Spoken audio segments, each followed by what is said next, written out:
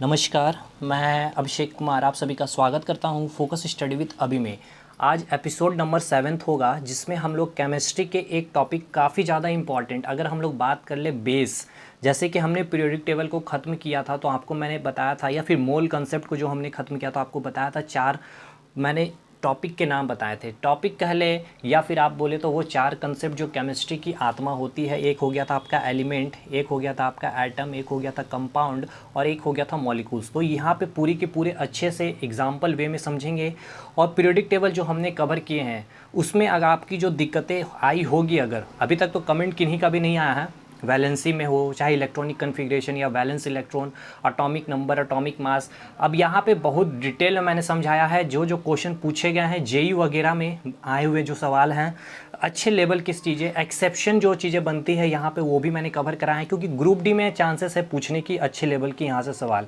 और एनटीपीसी में तो बहुत नॉर्मल रहेंगे, उसको तो आप यहाँ से ईजिली कवर कर लो। मतलब 1 घंटा में ये टॉपिक कवर है, 1 मार्क्स आपका यहाँ से ये कवर कर लोगे। मतलब जो हमारा टारगेट था एनटीपीसी में 35 मार्क्स लाना आउट ऑफ 40, आज इस एपिसोड के बाद आपका 8 नंबर कन्फर्म है, एकदम कंफर्म है। अगर आप सातों के सातों एपिसोड अगर एकदम दिल खोल करके अच्छे से नोट्स बनाकर अच्छे से अपनी सारी चीज़ें प्रैक्टिस किए होंगे और प्रीवियस ईयर के पेपर अगर लगा लिए होंगे गलती से तो, और नहीं भी लगाए हो तो एकदम बेफिक्र रहिए, बस मैंने जो कंसेप्ट दिए अगर क्लियर है तो।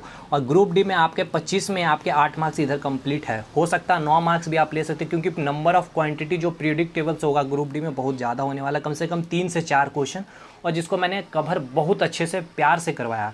कोई भी डाउट हो कमेंट सेक्शन में कमेंट कीजिएगा। और आपका जो डाउट है, थोड़ा सा मैं टाइम ले रहा हूँ आपका 1 मिनट और, कि जो ज्योग्राफी और आपका जो इतिहास में जो दिक्कतें आ रही है और स्टैटिक जीके का पोर्शन है, ठीक है, तो बहुत जल्द अभी मैं कैसे करूँगा वो अभी मैं कुछ भी नहीं बता रहा हूँ, बस इतना बता दे रहा हूँ कि ज्योग्राफी में स्टार्ट करूँगा विश्व भूगोल जो बहुत इंपॉर्टेंट होगा, उसके बाद भारत की भूगोल और हिस्ट्री, और इसी में आपका जो होगा ना सबसे ज़्यादा स्टैटिक जीके के क्वेश्चन बनते हैं। अलग से मैं आपको स्टैटिक जीके कराने की कोशिश नहीं करूँगा, इसमें ही मैं कराते चलूँगा। मैं अपना एक तरीका से कराऊँगा जो एनटीपीसी और ग्रुप डी, मतलब मेन फोकस है कि टू दी पॉइंट एग्जामिनेशन हमें पढ़ना है। अदरवाइज आप ये समुंदर है भाई, इस समुंदर में आप डूबे चलते चले जाओगे।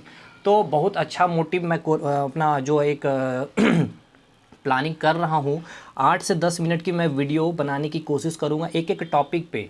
बहुत कम टाइम में पूरा का पूरा चीज़ें मैं ला करके रख दूंगा, वहाँ पे कोई डिटेल एक्सप्लेनेशन की उम्मीद मत करिएगा। टॉपिक मैं कवर करते चले जाऊँगा, बस आप उतना अगर रीड कर लिए वन लाइनर फॉर्म में तो आपका जो होगा क्या, वो कोर्स कंप्लीट हो जाएगा। मतलब आपके 35 नंबर का जो टारगेट है वो आप अचीव कर लोगे, 25 वहाँ पे जो टारगेट है, और 20 क्वेश्चन जो आपको पता है ग्रुप डी में करंट अफेयर और जीके से आने वाले, वहाँ पे कम से कम 10 मार्क्स आप उसको कवर करो। तो मैं धीरे धीरे उसको लाऊंगा। अभी आपके पास टाइम है, इतना परेशान मत हुई, 60 से 65 अभी 70 दिन के आसपास भी प्लस टाइम है, क्योंकि अभी आपको पता नहीं कि 15 दिसंबर को ही आपका पेपर होगा, शायद जनवरी में आपका पेपर डेट आ जाए, एग्जामिनेशन डेट। हर एक इंसान का तो अलग अलग डेट होगा ना, वो तो फरवरी में भी हो सकता है। खैर जो बातें हैं, आज की क्लासेस हम लोग स्टार्ट करते हैं, ठीक है। स्टार्ट करते हैं। सबसे पहले देखिए हम लोग चार जो टर्म है आपका, एक तो आपका एटम टर्म हो गया, एक हो गया आपका एलिमेंट, एक हो गया आपका कंपाउंड और एक हो गया आपका मॉलिक्यूल्स। ये चार चीज़ को पहले समझेंगे, उसके बाद ही हम इस टॉपिक को समझने, मतलब हमारे लिए काफ़ी आसान हो जाएगी। और ये चीज़ें ही हमें डेफिनेशन तो रट लिए होते हैं, लेकिन एग्जैक्ट मीनिंग ये पता नहीं होता ये आखिर होता क्या है, ठीक है, इसीलिए हमें काफ़ी प्रॉब्लम होती है।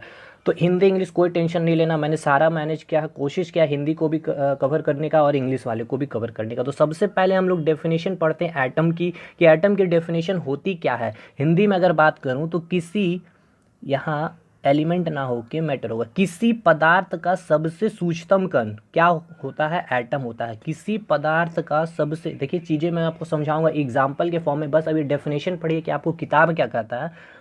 किसी पदार्थ का जो होता है सबसे सूक्ष्मतम कण होता है एटम। सबसे सूक्ष्मतम कण को ही हम क्या कहते हैं, एटम कहते हैं। मतलब atom is the smallest particle of matter. मतलब क्या, कोई भी मैटर का जो स्मॉलेस्ट पार्टिकल होता है उसे हम क्या कहते हैं, एटम कहते हैं। अब इसे समझिएगा एक एग्जाम्पल के फॉर्म में। आपने घर बनाया होगा, ठीक है, आपने जो ये घर बनाया है, ये घर को आपने कैसे बनाया है, ईंटों को जोड़ जोड़ करके आपने घर को बनाया है। अब मैं आपको कहता हूँ कि इस घर का क्या करो, ब्रेक डाउन करो, मतलब घर को आप क्या करो, जब तोड़ोगे तोड़ोगे तो आपको क्या मिलेगा, ये ईंट मिलेगी, ठीक है, ईंट मिलेगी। एट द एंड पॉइंट आपको क्या होता है, तोड़ते हुए इस घर को तोड़ते तोड़ते एक ऐसा समय आएगा जब आपके हाथों में एक छोटी सी ईंट मिलेगी जो फर्दर अब इसका ब्रेकडाउन नहीं हो सकता, मतलब फर्दर इसको क्या कर सकते हो, आप तोड़ नहीं पाओगे। देखिए जैसे कि आपको एक कागज़ दिया जाता है, उसे फाड़ते हो फाड़ते हो फाड़ते, एट द एंड पॉइंट एक इतना छोटा आपको पार्टिकल मिल जाता है कागज़ का कि अब वो क्या होता है कि नहीं फट पाता है।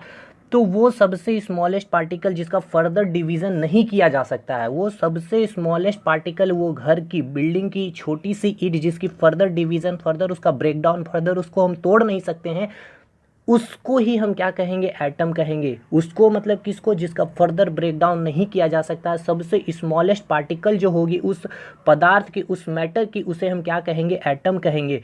तो वही चीज़ ये जो मैंने बनाया है, ये ब्लैक कलर का जो है ये आपका बिल्डिंग है, बोले तो मैटर यानी कि पदार्थ, ये आपका बिल्डिंग था और इसे मैंने ईंट से जोड़ जोड़ करके क्या किया, इस बिल्डिंग को मैंने बनाया है।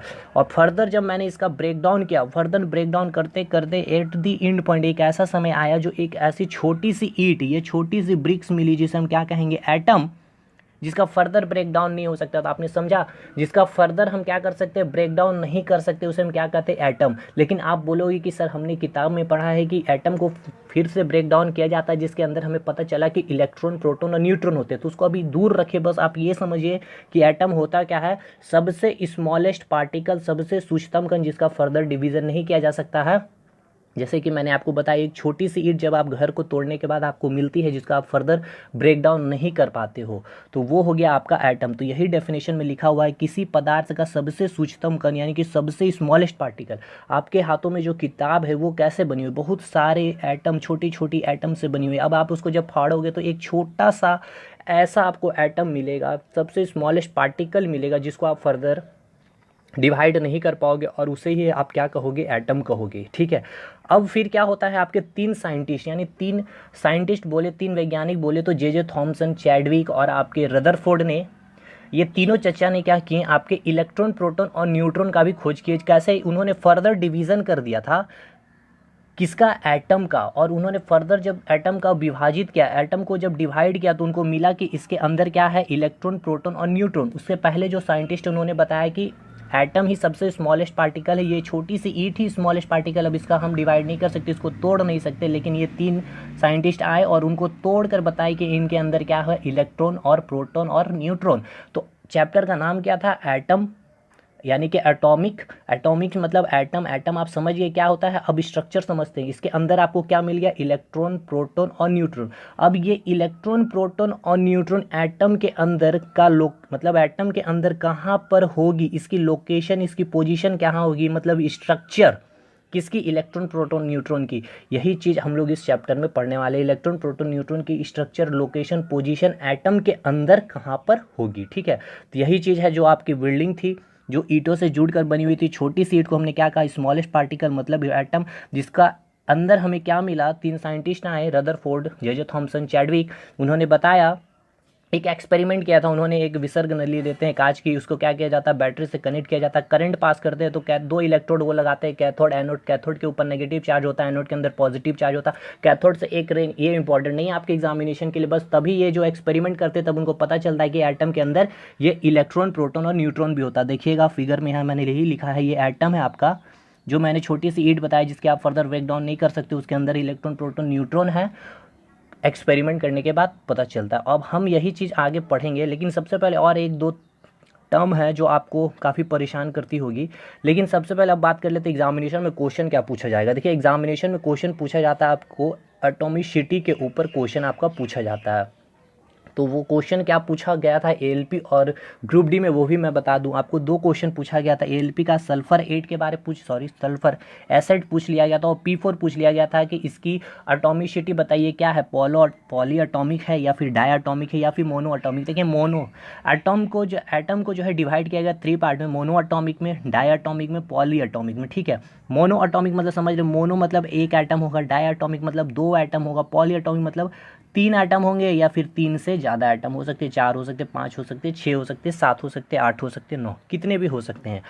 तो मोनो एटॉमिक का एग्जाम्पल मैंने पूरा लिख दिया है, लेकिन आपके एग्जामिनेशन में यही 3 पूछे जाते हैं, अभी तक यही पूछे गए हैं, लेकिन मैंने फिर भी लिख दिया है जितने भी मेटल्स आपके होते हैं, ऑल मेटल्स। अब बोलोगे मेटल्स क्या होता है, तो भाई मैं जब पीरियोडिक टेबल बताऊंगा तो उसमें बता दूंगा कौन कौन से पार्ट को मेटल कहा जाता है। तो जितने भी मेटल्स हैं सभी धातु और इनर्ट गैस यानी अक्रिय गैस यानी कि helium, neon, argon, krypton, xenon, radon, ये सारे जो आपके क्या होते हैं मोनो एटॉमिक होते हैं। आपको देखने भी मिल रहे होंगे एक एटम, जैसे सोडियम हो गया, हीलियम हो गया, नियोन हो गया, आर्गन हो गया, आयरन हो गया, जितने भी आपके क्या है केवल एक एटम यानी कि ये मोनो एटॉमिक। डाई एटॉमिक जितने भी हैलोजन यानी कि फ्लोरीन, क्लोरीन, ब्रोमीन, आयोडीन, जितने हैं F2Cl2 Br2I2, ये जितने हैलोजन जितने एटम है वो सारे डाई एटॉमिक होते हैं। साथ में O2 भी याद रखना है, N2 भी याद रखना और H2 भी याद रखना। यहाँ से भी आपके एग्जामिनेशन में क्वेश्चन बनते हैं। ये 3 को ले करके डायरेक्ट आपको कोई हैलोजन ग्रुप दे दिया हो रहेगा, फ्लोरीन दे दिया हो रहेगा, क्लोरीन दे दिया हो रहेगा, ब्रोमीन दे दिया हुआ रहेगा, या फिर आयोडीन दे दिया हो रहेगा। पूछा जाएगा कि ये कौन से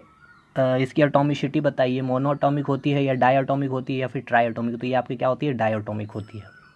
और ये 3 चीज़ आपको याद रखना, 3 एटम O3 जिसे हम ओजोन भी कहते हैं, P4 या फिर एसेट एटॉम। जब NCERT देखिए मैंने जो नोट्स ही बनाया ना वो NCERT के ऊपर बनाया, तो आपको काफ़ी चीज़ें NCERT से मिलती हुई नज़र आएगी। टेट्रा एटॉमिक भी हम इसे कहते हैं P4 को। तो हो सकता है एग्जामिनेशन में पूछ लिया जाए किसे हम टेट्रा एटॉमिक कहते हैं, तो P4 को टेट्रा एटॉमिक कहते हैं, जिसे पॉली एटॉमिक ही कहा जाता है। ठीक है, टेट्रा मतलब क्या हो गया, 4 एटम। टेट्रा मतलब ये होता है 4 एटम। तो P4 में क्या आपको 4 एटम नहीं मिल रहा, फास्फोरस के 4 है ना, देखिए।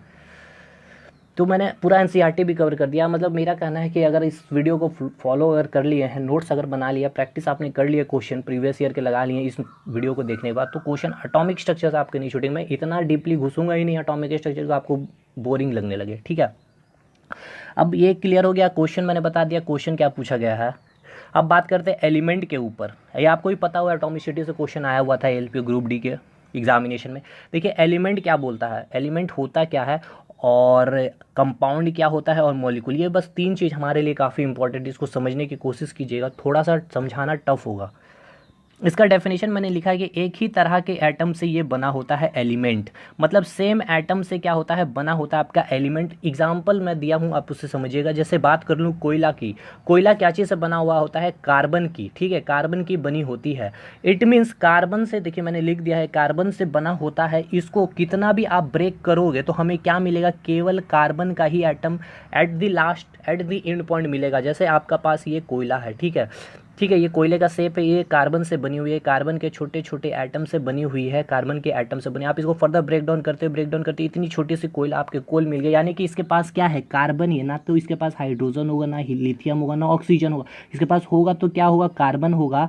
या फिर हम इसे ऐसा भी कह सकते हैं, एलिमेंट का आपको मतलब क्या समझ में आया, एक ही तरह के एटम से। जैसे कि अभी आपको मैंने बताया कोयला एक ही तरह के एटम से बना हुआ था। एटम मैंने बताया सबसे स्मॉलेस्ट पार्टिकल, ये छोटे छोटे कार्बन से छोटे छोटे एटम जो आपके हैं, इसके अंदर क्या है, कार्बन। आप इसका फर्दर ब्रेक डाउन, जब कोयले को तोड़ेगा तो क्या आपको मिलेगा, कार्बन ही मिलेगा। सबसे स्मॉलेस्ट पार्टिकल जिसका आप फर्दर उसे क्या करोगे, ब्रेक डाउन नहीं कर पाओगे, तो वो सबसे छोटा स्मॉलेस्ट पार्टिकल क्या हो गया, एटम। वो एटम क्या है आपका, कार्बन ही है।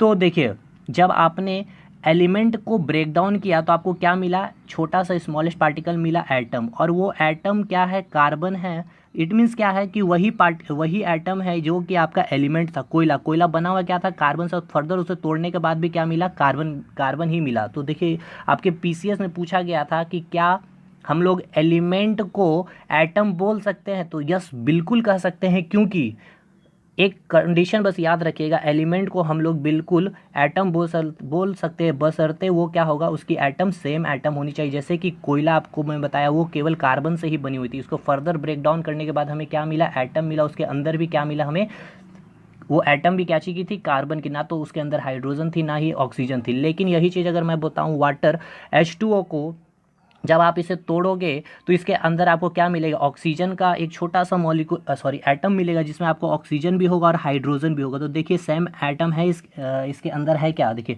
ऑक्सीजन एक अलग हो गया, हाइड्रोजन अलग हो गया। तो आप इसे क्या बोल सकते हो, एलिमेंट नहीं बोल सकते, क्योंकि एलिमेंट मैंने क्या बताया, एक ही तरह के एटम से बने होते हैं। इसलिए ये डिफरेंस आपको पता होना चाहिए। एक और एग्जांपल ले लो, गोल्ड। आप गोल्ड को कितना भी तोड़ोगे तो आपको क्या मिलेगा, केवल गोल्ड ही मिलेगा। ठीक है, अब हम बात करते हैं एक और एग्जांपल, O2 भी आपका क्या होता है, एलिमेंट ही है। क्योंकि देखिए यहाँ पे O2 यानी ऑक्सीजन, ये 2 मॉलिक्यूल इसको हमने कहा है O2। यहाँ पे ऑक्सीजन का 2 मॉलिक्यूल है, लेकिन ये ऑक्सीजन भी क्या है और ये भी क्या है आपका ऑक्सीजन है, मतलब दोनों सेम एटम है, यानी कि एक ही तरह के एटम से बना हुआ होता है। लेकिन यहाँ पे क्या हुआ, एक से ज़्यादा क्या हो गया, एटम हो गया। इसको लिए उसको हम इसलिए हमने इसे क्या कर दिया, मॉलिक्यूल कर दिया, मॉलिक्यूल। इसलिए यहाँ पे मैंने लिखा है मॉलिक्यूल फॉर्म में, यानी कि एलिमेंट जो है आपके ये मॉलिक्यूल फॉर्म में है, और ये जो आपके एलिमेंट है ये एटम के फॉर्म में। क्योंकि मैंने जब फर्दर गोल्ड को जब मैं तोड़ूंगा तो फर्दर मुझे एट द एंड पॉइंट क्या मिलेगा, छोटा सा स्मॉलेस्ट पार्टिकल जो होगा एटम, और उसमें क्या होगा, गोल्ड ही होगा। इसलिए ये हो गया आपका एटम के फॉर्म में, ये हो गया मॉलिक्यूल फॉर्म में, क्योंकि ये 2 ऑक्सीजन है। उसी प्रकार O3 में लिख दूं तो 3 ऑक्सीजन हो जाएंगे, लेकिन तीनों क्या है, सेम है, इसलिए हम इसे एलिमेंट भी कह सकते हैं। और मॉलिक्यूल मैंने इसलिए कर दिया क्योंकि इसमें एक से ज़्यादा एटम क्या हो गया, कंबाइन कर गया, इसलिए इसे हमें क्या कर दिया, मॉलिक्यूल कर दिया। ठीक है, अब नेक्स्ट हम बात करते हैं, वही चीज़ यहाँ मैंने लिखा है कि एलिमेंट जो है मॉलिक्यूल फॉर्म में भी, जैसे मैंने अभी आपको बताया O2 या फिर O3, या फिर एटम के फॉर्म में भी, जैसे कि आपका मैंने अभी आपको बताया कोल या फिर गोल्ड। ठीक है, एटम फॉर्म या फिर आपके मॉलिक्यूल भी। आपके यूपीएससी में पूछा गया था क्वेश्चन कि एलिमेंट जो है आपके मॉलिक्यूल फॉर्म कौन कौन से फॉर्म में पाया जा सकता है, मॉलिक्यूल फॉर्म में, क्योंकि वहाँ स्टेटमेंट बेस्ड क्वेश्चन होता था, ऐसे था मॉलिक्यूल फॉर्म में या फिर एटम फॉर्म में, तो ये दोनों फॉर्म में मिलता है हमें एलिमेंट। ठीक है, आई होप समझ गए होंगे कि एलिमेंट और एटम दोनों काफ़ी सिमिलर है, अगर उनका एटम जो होता है सेम एटम से अगर एलिमेंट बना हुआ हो। कंपाउंड मतलब समझ में आ रहा है, कंपाउंड बहुत सारी चीज़, यानी कि एग्जांपल सिंपल सी समझ लो H2O, इसकी डेफिनेशन ही लिखी हुई है, combination of different kind of atom. Combination of different kind of atom मतलब डिफरेंट काइंड ऑफ एटम मतलब अलग अलग एटम से मिलकर, जैसे कि ऑक्सीजन है और यहाँ पे आपके हाइड्रोजन। तो देखिए एक एटम आपका हो गया ऑक्सीजन और एक आइटम हो गया आपका हाइड्रोजन, तो देखिए 2 एटम अलग अलग हो गए, ये ऑक्सीजन हो गया, हाइड्रोजन हो गया। तो यहाँ पे सेम तो नहीं है, लेकिन वही चीज़ मैंने आपको जब कार्बन कोयला के बारे में बताया तो यहाँ पे आपको केवल क्या मिला, कार्बन ही मिला, सेम एलिमेंट मिले, इसलिए उसको क्या कहा मैंने, सेम एटम मिले, इसलिए हमने उसको क्या कहा, एलिमेंट। लेकिन यहाँ डिफरेंट आपको क्या मिल गया, एटम मिल गया, इसलिए हमने इसे क्या नाम दे दिया, कंपाउंड नाम दे दिया। ठीक है, अब मैंने आपको बताया मॉलिक्यूल क्या, मैंने O2 बताया था, मॉलिक्यूल O3 मॉलिक्यूल, क्योंकि यहाँ पे क्या हो गया था आपका एक से ज़्यादा आइटम आकर मिल गया, इसलिए उसको मैंने क्या कह दिया, मॉलिक्यूल। अब देखिए मॉलिक्यूल 2 तरह का, एक होता है मॉलिक्यूल ऑफ एलिमेंट, जो मैंने आपको O2 बताया। एलिमेंट क्यों नाम पड़ गया, क्योंकि ऑक्सीजन ऑक्सीजन है, 2 ऑक्सीजन आके मिल गया, और दोनों ऑक्सीजन देखिए सेम एटम ही है। लेकिन यही चीज़ H2O का में क्या हो रहा था आपका, H2O में क्या हो रहा था, देखिए यहाँ पे भी 3 एटम आके मिल गए, यानी ये भी मॉलिक्यूल फॉर्म कर गया। लेकिन यहाँ पे एटम देखिए H और ये ऑक्सीजन, 2 एटम अलग अलग होंगे, एक ऑक्सीजन का एटम हो गया, एक हाइड्रोजन, दोनों अलग हो गए, इसलिए मैंने उसे क्या कर दिया नाम, कंपाउंड। मॉलिक्यूल तो है क्योंकि एक से ज़्यादा यहाँ पे एटम हो गए, और ये कंपाउंड नाम दे दिया क्योंकि ये अलग अलग एटम आकर के मिले हुए। ठीक है, तो ये चीज़ आपको क्लियर हो गई होगी। अभी जैसा मैंने आपको बताया कि फर्दर 3 साइंटिस्ट ने आपको बताया कि एटम के अंदर क्या होता है, इलेक्ट्रॉन होता है, प्रोटॉन होता है और न्यूट्रॉन होता है। अब इसकी लोकेशन के बारे में हम लोग समझेंगे, यहाँ से क्वेश्चन पूछा जाता है, पोजीशन ऑफ इलेक्ट्रॉन, प्रोटॉन और न्यूट्रॉन। इलेक्ट्रॉन, प्रोटॉन और न्यूट्रॉन की पोजीशन एटम के अंदर, वो छोटी सी ईंट के अंदर इलेक्ट्रॉन, प्रोटॉन और न्यूट्रॉन कहाँ पर होगी, वो हम लोग समझेंगे।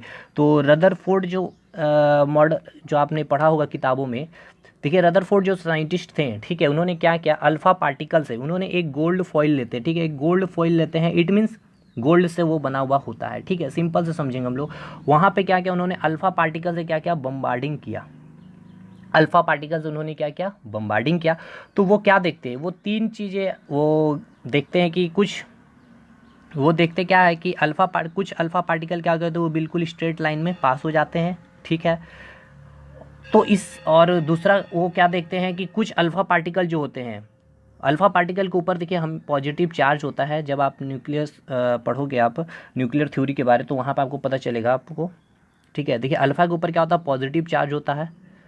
ठीक है, जब हमने क्या किया, अल्फा से गोल्ड फॉइल के ऊपर बम्बार्डिंग किया, तो कुछ हमने क्या देखा, रदरफोर्ड ने क्या देखा कि कुछ अल्फा पार्टिकल स्ट्रेट लाइन से पास हो जाते हैं। ठीक है, कुछ फिर उन्होंने क्या देखा दूसरा, कि कुछ देखा कि अल्फा पार्टिकल क्या होते हैं, अपने पाथ से डिविएट हो जाते हैं।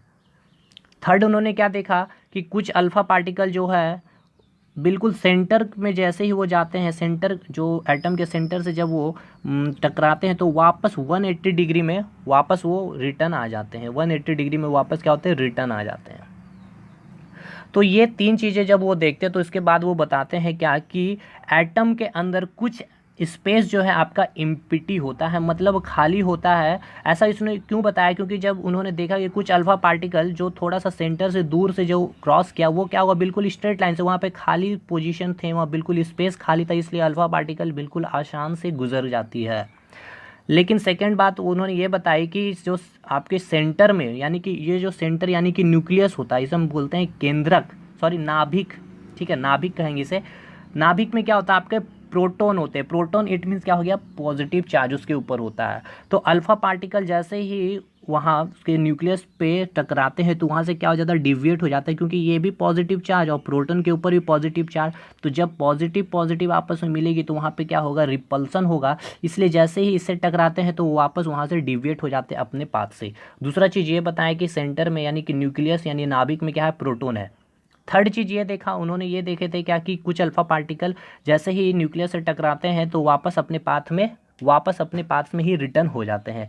तो इससे उनको ये समझ में आया कि ये अल्फा पार्टिकल का मास, यानी कि अल्फा पार्टिकल इतना फोर्स इसके ऊपर नहीं लगा पाया कि ये इसको क्रॉस कर जाए। इट मीन्स कि इस एटम का जितना भी मास है वो सब कुछ मास कहाँ पे इसका केंद्रित है, न्यूक्लियस पे ही केंद्रित है।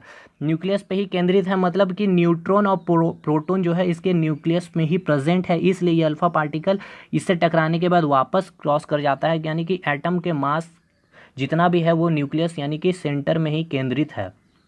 तो एक चीज़ याद रखिएगा, एटम का जब आप पढ़ते होगे, ठीक है, एटॉमिक मास पढ़ते होगे, ठीक है ना, एटॉमिक मास पढ़ते होगे, तो एटॉमिक मास इक्वल टू क्या होता है, प्रोटॉन प्लस न्यूट्रॉन। इसीलिए होता है क्योंकि पूरा जो एटम का जो मास है, देखो एटॉमिक मास मतलब एटम का मास, ये कहाँ पे केंद्रित है, न्यूक्लियस पे केंद्रित है। प्रोटॉन और न्यूट्रॉन इसलिए होता है क्योंकि प्रोटॉन और न्यूट्रॉन ही जो होता है, इसके एटम का टोटल मास जो होता है प्रोटॉन और न्यूट्रॉन को कंबाइन करके ही कहा जाता है, क्योंकि इलेक्ट्रॉन का मास इतना ही कम नेग्लिजिबल होता है, हम उसे काउंट नहीं करते हैं। तो इससे आपको तीन चीज़ें बात पता चलती है कि इलेक्ट्रॉन जो होता है न्यूक्लियस के चारों तरफ घूमती हुई रहती है, और न्यूक्लियस में आपका क्या प्रेजेंट होता है, प्रोटॉन प्रेजेंट होता है और न्यूट्रॉन प्रेजेंट होता है। तो क्वेश्चन पूछा जाता है एटम के न्यूक्लियस में क्या प्रेजेंट होगा, प्रोटॉन होगा, न्यूट्रॉन होगा, इलेक्ट्रॉन होगा, या फिर प्रोटॉन और न्यूट्रॉन दोनों होगा। तो प्रोटॉन और न्यूट्रॉन दोनों होगा। या डायरेक्ट पूछेगा प्रोटॉन और न्यूट्रॉन कहाँ पे होते हैं, तो न्यूक्लियस में होते हैं।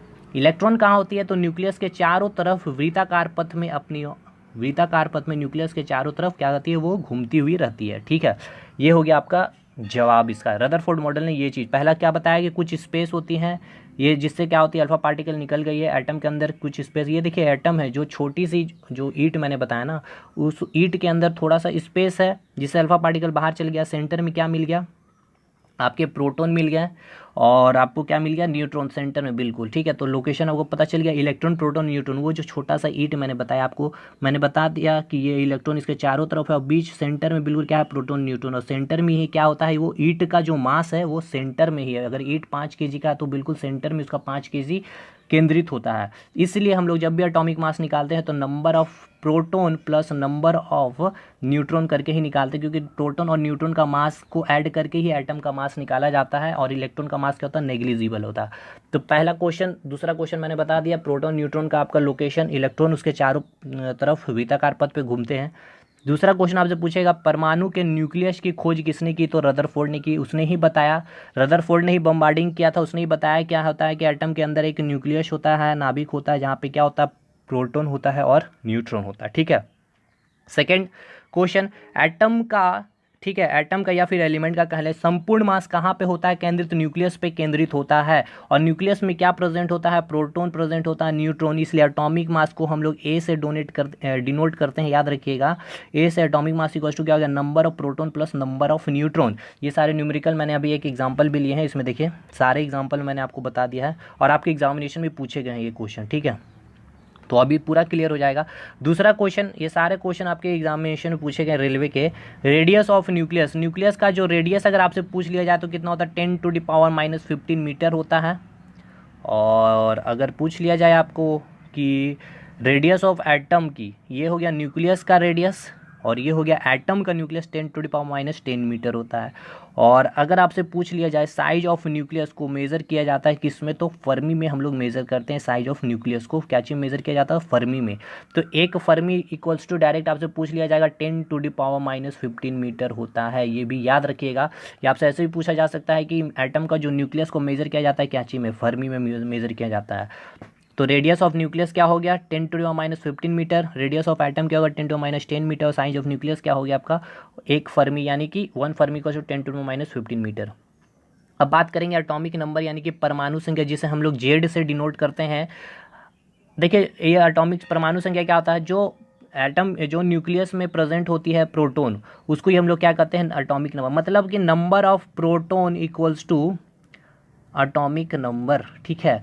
यही चीज़ मैंने लिखा है कि न्यूक्लियस में प्रेजेंट नंबर ऑफ प्रोटॉन को क्या कहते हैं, एटॉमिक नंबर कहते हैं। तो देखिए एटॉमिक नंबर को मैंने जेड से डिनोट किया है और प्रोटॉन को पी से, तो जेड इक्वल्स टू पी आप लिख सकते हो, ठीक है।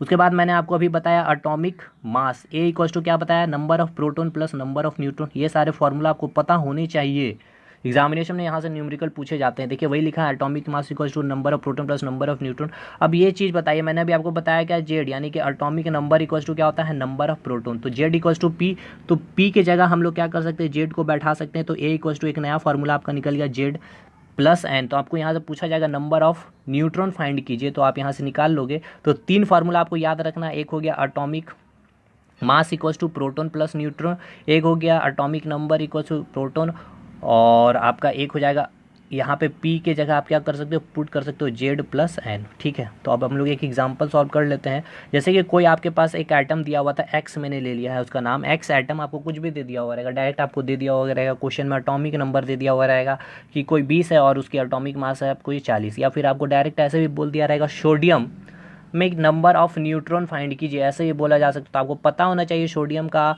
एटॉमिक नंबर कितना होता है, ये पता होना चाहिए, तभी आप निकाल पाओगे, अदरवाइज आप नहीं निकाल पाओगे। तो देखिए सबसे पहले समझ लिए एक चीज़ कि ये जो मैंने बताया एटॉमिक नंबर और एटॉमिक मास, इसको हम लोग लिखते कहाँ पे है, कैसे एटम में। देखिए ये आपका एक एटम हो गया एक्स मान लेते हैं, ठीक है, ये एक्स हो गया आपका, या हम लोग मान ले लेते हैं ये मैग्नीशियम एक एटम है, ठीक है। इसका एटॉमिक नंबर हम लोग जो लेते हैं नीचे में लेते हैं जो होता है आपका 12, और इसकी जो मास हो गया एटॉमिक मास जो हो गई ये आपका होती है 24, ठीक है। एटॉमिक मास को ऊपर लिखते हैं, ए ऊपर होता है और जेड जो होता है नीचे होता है, ये 12 है, ठीक है ना। तो वही चीज़ यहाँ मैंने डिनोट करके बताया है, जो एटम होता है उसके ऊपर में क्या होता है आपका एटॉमिक मास होता है, नीचे क्या होता है एटॉमिक नंबर। तो क्वेश्चन में आपको सीधा पूछा जा सकता है कि find the number of neutron in sodium, मतलब कि नंबर ऑफ न्यूट्रॉन निकालिए सोडियम में कितनी नंबर ऑफ न्यूट्रॉन होती है। तो सोडियम का आपको पता होना चाहिए 11 होता है एटॉमिक नंबर, तभी आप निकाल पाओगे। या फिर आपको डायरेक्ट ऐसे भी क्वेश्चन में दिया हुआ रहेगा एटॉमिक नंबर एटॉमिक मास, तो नंबर ऑफ प्रोटॉन निकालिए, नंबर ऑफ न्यूट्रॉन निकालिए। तो भाई हमने ये एक आइटम ऐसे लिख दिया, यहाँ पे इसका क्या होती है एटॉमिक नंबर होती है एटॉमिक मास। तो आपको दे दी गई एटॉमिक मास कितना 40 और एटॉमिक नंबर दे दिया गया 20। तो नंबर ऑफ प्रोटॉन क्या हो जाएगा, अभी मैंने आपको बताया number of proton equals to atomic number यानी जेड, यानी कि जेड कितना 20 है, तो नंबर ऑफ प्रोटॉन कितना हो जाएगा आपका 20 हो जाएगा। और अगर आपका एटॉमिक मास पूछेगा तो ये कितना हो जाएगा एटॉमिक मास, आपको दिया हुआ 40, और हमसे पूछा गया है नंबर ऑफ न्यूट्रॉन निकालने का। तो नंबर ऑफ न्यूट्रॉन का फॉर्मूला भी आपको मैंने बताया था जेड प्लस एन, तो एन का इक्वल्स टू क्या हो जाएगा ए माइनस जेड। यानी हमेशा याद रखिएगा एटॉमिक मास से हम लोग क्या करते हैं एटॉमिक नंबर को माइनस कर देते हैं, मतलब ये जो आपका दिया हुआ है ये ऊपर से हम लोग नीचे को माइनस कर देंगे तो आपका नंबर ऑफ न्यूट्रॉन निकल जाता है, ठीक है। तो वही चीज़ यहाँ मैंने किया है, ये फार्मूला से भी आप निकाल सकते हो ए माइनस जेड, यानी कि मास माइनस एटॉमिक नंबर 40 माइनस तो 20 आंसर हो जाएगा, ठीक है। इसके बाद आप पढ़ोगे क्या बुक में, रदरफोर्ड का ड्रॉबैक, मतलब क्या होता है। देखिए रदरफोर्ड ये बताते हैं कि अभी जो मैंने आपको बताया ये जो है आपका एटम है और इसके चारों तरफ इलेक्ट्रॉन ऐसे ऐसे घूम रही है और बीच में क्या है न्यूक्लियस है, ठीक है। इधर इधर इसके चारों तरफ इलेक्ट्रॉन घूम रही है। रदरफोर्ड ने ये बताया कि जो आपका इलेक्ट्रॉन है, ये जो इलेक्ट्रॉन है ये एटम के चारों जो एटम के नाभिक है, ये जो नाभिक है यानी न्यूक्लियस है, इसके चारों तरफ वृत्ताकार पथ पे घूमते रहती है। और कुछ समय के बाद क्या होता है कि इस इलेक्ट्रॉन से, ठीक है, ये सारे जितने भी इसके चारों तरफ इलेक्ट्रॉन घूमने से इससे क्या होता है कि एनर्जी का कुछ लॉस होता है, और एनर्जी का लॉस होते होते ये इलेक्ट्रॉन क्या होती है न्यूक्लियस में आकर के गिर पड़ती है और इससे क्या होता है, इलेक्ट्रॉन का भी अस्तित्व खत्म हो जाता है और ये एटम का भी अस्तित्व क्या होता है, खत्म हो जाता है। ऐसा उन्होंने बताया, मतलब इन्होंने ये बताया था ये, लेकिन क्या था, ये ड्रॉबैक था, ये इसको ही आगे बोर जो नील बोर्स आएंगे साइंटिस्ट, वो फिर उसको क्या करेंगे, रेक्टिफाई करेंगे और उसके अकॉर्डिंग उन्होंने जो सिद्धांत बताया था उस सिद्धांत को अभी हम लोग क्या करते हैं, पढ़ते हैं आगे किताबों में। रदरफोर्ड ने बताया कि ये न्यूक्लियस है, नाभिक है, इसके चारों तरफ क्या करें, आपके इलेक्ट्रॉन घूम रहे हैं और ये घूमते घूमते कुछ समय के बाद क्या होता है, इस इलेक्ट्रॉन से एनर्जी का लॉस होता है और इस एनर्जी से लॉस होने के कारण क्या होता है, ये न्यूक्लियस में आके गिर जाते हैं, नाभिक में आके गिर जाते हैं, जिससे क्या होता है, ये इलेक्ट्रॉन भी नष्ट हो जाती है, मतलब क्या होती है, अस्तित्व इसका एंड हो जाता है और ये एटम का भी, ये पूरे एटम का भी अस्तित्व क्या होता है, खत्म हो जाता है। लेकिन नील्स बोर्स, ये जो बोर्स चचा आएंगे ना, ये हमें बताएंगे फिर इसका ये जो अपना जो सिद्धांत दिए, तो जिसके कारण इनको नोबेल प्राइज़ में मिलता है, बहुत ही अच्छा एक्सप्लेनेशन दिए। तो उन्होंने कहा कि ऐसा नहीं होता है, इलेक्ट्रॉन नष्ट नहीं होती है, ना ही एटम नष्ट होता है। इलेक्ट्रॉन जो वृत्ताकार पथ पे घूम रही है, जो घूम रही है, इस दौरान क्या होती है, ये जो मैंने एक इलेक्ट्रॉन का एग्जाम्पल दिया यहाँ पे बना करके, इसके ऊपर क्या होता है कि दो फोर्स लगता है, 1 मिनट, इसके ऊपर क्या होता है, दो फोर्स लगता है, ठीक है, दो फोर्स लगता है, एक तो उसको सेंटर की ओर खींचती है और उसे एक क्या करती है, बाहर की ओर खींचती है। अब एक जो सेंटर की ओर खींचती है उसे हम क्या कहते हैं, सेंट्रीपिटल फोर्स, यानी कि अभिकेंद्री बल, और इसे जो सेंटर से बाहर की ओर ले जाना चाहती है, ऑर्बिट से बाहर ले जाना चाहती है, उसे हम क्या कहते हैं, सेंट्रीफ्यूगल फोर्स, यानी कि अपकेंद्रीय बल, ठीक है, जिसके कारण ही, अब देखिए यहाँ इधर इसको ये इधर खींच रही है और इसको इधर खींच रही है, हम मान लेते हैं इसको 5 न्यूटन फोर्स इधर लगाया जा रहा है, इसको 6 न्यूटन इधर लगाया जा रहा है, तो ये इलेक्ट्रॉन क्या होगा, कुछ समय बाद घूमते घूमते घूमते ऐसे ऐसे ऐसे ये बाहर निकल जाएगी, ठीक है। लेकिन ऐसा तो नहीं होता, ऐसा इसलिए नहीं होता क्योंकि इसके जो सेंटर में लगता है वो भी 5 न्यूटन ही लगता है और इसके इस साइड अपोजिट साइड सेंटर के इसमें भी 5 न्यूटन ही लगता है। मतलब क्या कि जो centripetal force equal to centrifugal force होता है, इसी कारण ये इलेक्ट्रॉन अपनी वृत्ताकार पथ में न्यूक्लियस के चारों तरफ, ये न्यूक्लियस के चारों तरफ इस प्रकार से घूमती हुई रहती है। ये नील्स बोर्स ने बताया, तो इस कारण ही इसको क्या होता है, नोबेल प्राइज भी दिया जाता है, ठीक है ना, ये क्लियर है। तो अब एक चीज़ ये बताइए, ये जैसे इलेक्ट्रॉन यहाँ से चलना स्टार्ट किया है भाई, तो ये इलेक्ट्रॉन स्टार्ट करते करते ये फिर से यहाँ आ जाएगा, तो इसका मुझे डिस्प्लेसमेंट बताइए क्या होगा। जीरो है, यहीं से चलना आपने स्टार्ट किया, फिर से वापस आए, क्योंकि शॉर्टेस्ट डिस्टेंस को हमने क्या कहते हैं, डिस्प्लेसमेंट यानी कि विस्थापन कहते हैं, तो डिस्प्लेसमेंट क्या हो गया, जीरो हो गया। अब इसके ऊपर कितना फोर्स लग रहा है मुझे ये बताइए, इधर से भी 5 न्यूटन का फोर्स लग रहा है, इधर से भी 5 न्यूटन का फोर्स लग रहा है, यानी कि फोर्स क्या हो गया आपका, जीरो हो गया। इट मीन्स जो रदरफोर्ड ने बताया क्या कि एनर्जी का लॉस होता है इलेक्ट्रॉन के घूमते घूमते कुछ समय के बाद, और वो क्या होता है, न्यूक्लियस में आके गिर जाता है। लेकिन अब मुझे ये बताइए, एनर्जी यानी कि फोर्स भी एनर्जी होता है, फोर्स इनटू डिस्प्लेसमेंट, फोर्स यहाँ पे कितना है, जीरो है, डिस्प्लेसमेंट कितना है, तो जीरो, यानी कि एनर्जी कितना है, जीरो, यानी कि एनर्जी का लॉस कितना हो रहा है, जीरो हो रहा है, ठीक है। तो इस प्रकार नील्स बोर्स जो होते हैं उसके ड्रॉबैक जो रदरफोर्ड को जो एक्सप्लेन करते हैं, इस प्रकार से वो एक्सप्लेन करते हैं।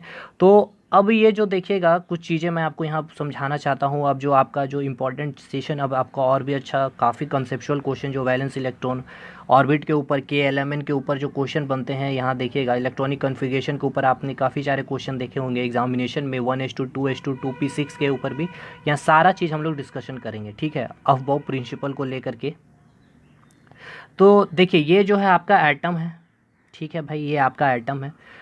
अब आपको मैंने क्या बताया, इलेक्ट्रॉन इसके चारों तरफ, यानी किसके चारों तरफ, न्यूक्लियस के चारों तरफ घूम रही है, घूम रही है। अब ये घूमती जो है ना, ये इलेक्ट्रॉन जो घूम रही है, ये जो घूम रही है जिस पथ पर, इसे हम क्या कहते हैं, सेल कहते हैं, इसे हम क्या कहेंगे, सेल कहेंगे, या ऑर्बिट कहेंगे, या फिर सेल कहेंगे, या फिर हम इसे क्या कहते हैं, एनर्जी लेवल का भी नाम देते हैं, या हिंदी में हम इसे कहते हैं कक्षा, ठीक है। तो वही चीज़ यहाँ मैंने मेंशन किया है, ऑर्बिट या सेल, ठीक है, या जिसे हिंदी में क्या कहेंगे, कक्षा, जिस पे इलेक्ट्रॉन वृत्ताकार सर्कुलर पाथ पे क्या होती है, घूमती है। तो ऑर्बिट किसको कहते हैं, सेल किसको कहते हैं, समझ में आ गया। जो ये आपका ऑर्बिट है, इस पर ही क्या होगी, आपकी इलेक्ट्रॉन घूमेगी।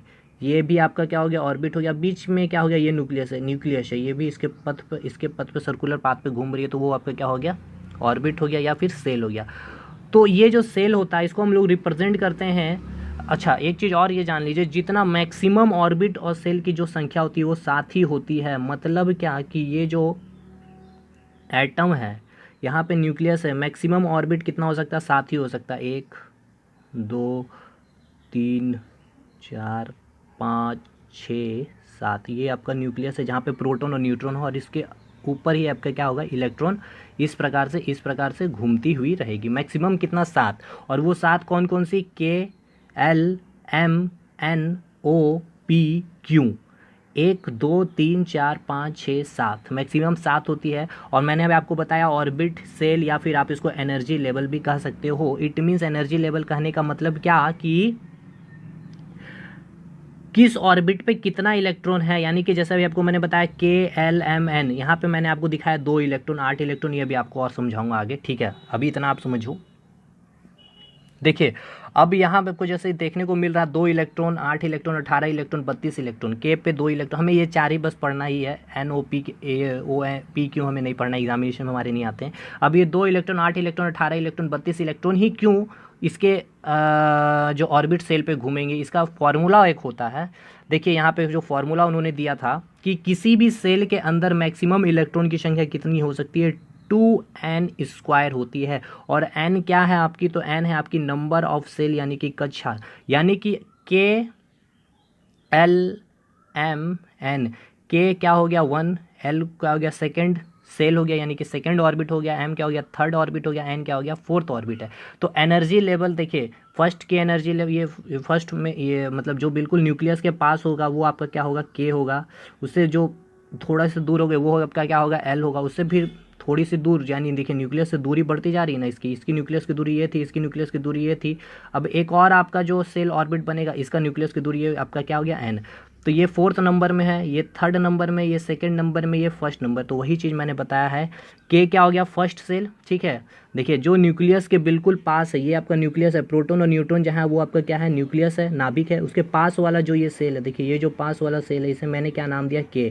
जो बिल्कुल पास होगा उसे क्या कहेंगे, K। उसके बाद वाला सेल को हम लोग क्या नाम देंगे, L। उसके बाद वाला सेल को क्या नाम देंगे, M। और उसके बाद वाला सेल को क्या नाम देंगे, N। अब हम लोग इलेक्ट्रॉन की संख्या ये जो दिया गया है 8 18 32 2, इसको निकालते हैं। देखिए K इसका फॉर्मूला क्या होता है, 2n। इसका मैक्सिमम इलेक्ट्रॉन कितना होगा K पे, तो 2n यानी 2 × 1।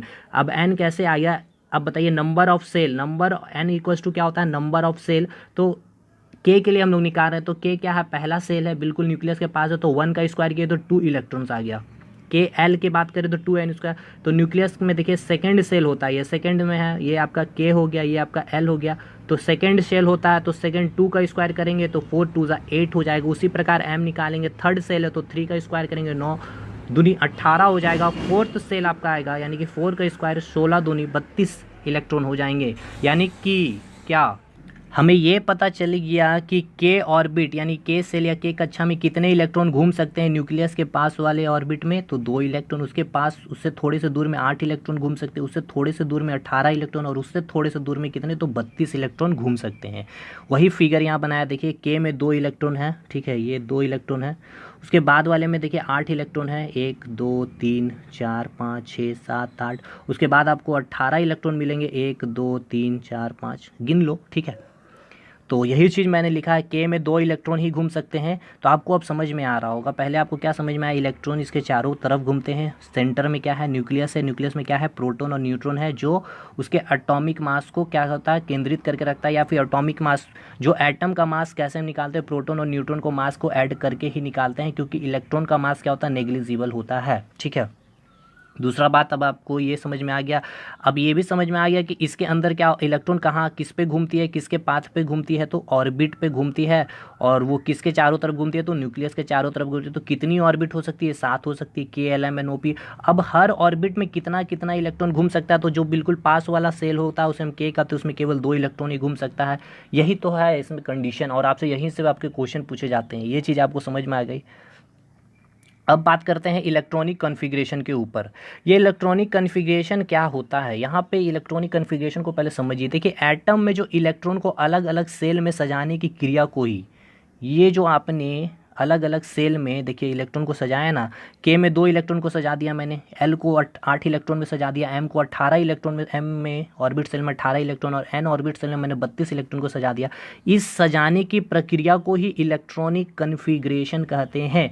यानी कि arrangement of electron in an atom, it means क्या है कि इलेक्ट्रॉन, यानी मैंने लिखा है arrangement of electron in various orbit shell of an atom is known as electronic, मतलब कि वेरियस ऑर्बिट और सेल में इलेक्ट्रॉन को क्या क्या मैंने अरेंज किया है। अब आप बोलोगे भाई इलेक्ट्रॉन को अरेंज करना क्यों बोल रहे हो, क्या भाई अभी मैंने क्या प्रोटॉन को अरेंज किया? नहीं, प्रोटॉन और न्यूट्रॉन तो सेंटर में है, मैंने केवल इलेक्ट्रॉन को अरेंज किया, इसलिए मैंने कहा अरेंजमेंट ऑफ इलेक्ट्रॉन, इसलिए मैंने लिखा इलेक्ट्रॉन की रिएक्शन। देखिए जब भी कोई रिएक्शन होती है तो आप क्या करते हो, जैसे सोडियम प्लस लिखा, यानी इट मीन्स क्या कि एक इलेक्ट्रॉन को इसने क्या किया, त्याग। अब वो त्याग किसको करता है भाई, ये तो देखिए प्रोटॉन और न्यूट्रॉन बिल्कुल सेंटर में है, ये प्रोटॉन और न्यूट्रॉन तो सेंटर में, ये मूव नहीं कर रही है, इलेक्ट्रॉन मूव कर रही है, यानी कि इलेक्ट्रॉन का या तो ये त्याग करती है कोई आइटम या फिर इलेक्ट्रॉन को लेती है स्टेबिलिटी गेन करने के लिए। आपने सुना भी होगा पॉजिटिव चार्ज नेगेटिव चार्ज, तो इलेक्ट्रॉन का त्याग होता है और कोई इलेक्ट्रॉन का गेन होता है, यानी कि ग्रहण करती है। तो इलेक्ट्रॉन का ही ट्रांसफर होता है, इलेक्ट्रॉन का ही ट्रांसफर होता है, यानी कि इलेक्ट्रॉन कभी अंदर आती है कभी बाहर जाती है, इसलिए हम लोग उसको ही अरेंज ना करेंगे। जो पहले से घर में बैठा हुआ उसको अरेंज करने की क्या जरूरत है, जो बिखरा हुआ होता है, कभी इलेक्ट्रॉन किसी के पास चला जाता है, कभी ये इलेक्ट्रॉन को लेता है अपने आप को स्टेबल करने के लिए, इसलिए इलेक्ट्रॉन को अरेंज करने के लिए हम लोग क्या करते हैं, इलेक्ट्रॉनिक कन्फिग्रेशन करते हैं। आपको समझ में आ गया होगा, ये डेफिनेशन फिर से खुद से पढ़ लीजिएगा, इस वीडियो को 2 बार कम से कम आप देख लो, बिल्कुल डाउट क्लियर हो जाएंगे सारे। अब इसके बाद इलेक्ट्रॉनिक कॉन्फ़िगरेशन और थोड़ा सा हम लोग आगे बढ़ने से पहले एक चीज़ आपको और पता होना चाहिए न्यूट्रल एटम के बारे, यानी कि उदासीन परमाणु। न्यूट्रल एटम मतलब होता है न्यूट्रल है बिल्कुल, जिसके ऊपर ना तो कोई चार्ज होता, ना तो पॉजिटिव चार्ज होगा ना नेगेटिव चार्ज होगा। ठीक है, आप बोलोगे पता है, ठीक है पता है, लेकिन क्यों इसको मैं आपको बताना चाहता हूँ अभी आपको समझ में होगा। वैसा एटम जिसमें प्रोटॉन की संख्या और इलेक्ट्रॉन की संख्या क्या होती है, बराबर होती है, उसे हम क्या कहेंगे, न्यूट्रल एटम कहते हैं। ये चीज़ आपको नहीं पता होगी और एग्जामिनेशन में यही पूछा जाता है कि न्यूट्रल एटम, और आपको ऑप्शन में दे दिया हो जाएगा number of proton equals to number of electron, number of proton equals to number of neutron, both A and B, या केवल नन ऑफ दिस। तो देखिए यही चीज़ है, कैसे अब मैंने ये बोल दिया जिसमें प्रोटॉन की संख्या इलेक्ट्रॉन की संख्या के बराबर होती है। अब मैं आपको बता भी देता हूँ, देखिए वो न्यूट्रल एटम मतलब यानी उदासीन परमाणु मतलब क्या होता है, number of proton equals to number of electron, यानी कि जेड यानी कि एटॉमिक नंबर हो गया। अब एक चीज़ और बताइए, देखिए मैंने यहाँ बताया number of proton equals to number of electron, तो आपको ये भी पता है number of proton equals to क्या होता है, एटॉमिक नंबर जेड। तो यहाँ पे हम लोग ये भी लिख सकते हैं, ये भी आपको ऑप्शन में मिल सकता है, atomic number equals to number of proton equals to number of electron. क्यों नहीं लिख सकते न्यूट्रल एटम के बारे हम लोग, ऐसा तो लिख सकते हैं ना, क्योंकि हमने डेफिनेशन पढ़ा number of proton equals to number of electron. Number of proton जितना होगा उतना ही नंबर ऑफ इलेक्ट्रॉन होता है किसके अंदर, न्यूट्रल एटम के अंदर। और नंबर ऑफ प्रोटॉन को हम लोग क्या लिख सकते हैं, जेड भी लिख सकते हैं। तो atomic number Z equals to हम लोग लिख सकते हैं Z equals to number of proton और नंबर ऑफ इलेक्ट्रॉन, ये तीनों कंडीशन सेटिस्फाई होता है। इस तरह से आपको एग्जामिनेशन में ऑप्शन मिलेंगे न्यूट्रल एटम, और ये आपको टिक करके आना ही होगा। तो आई होप समझ गए होंगे आप लोग।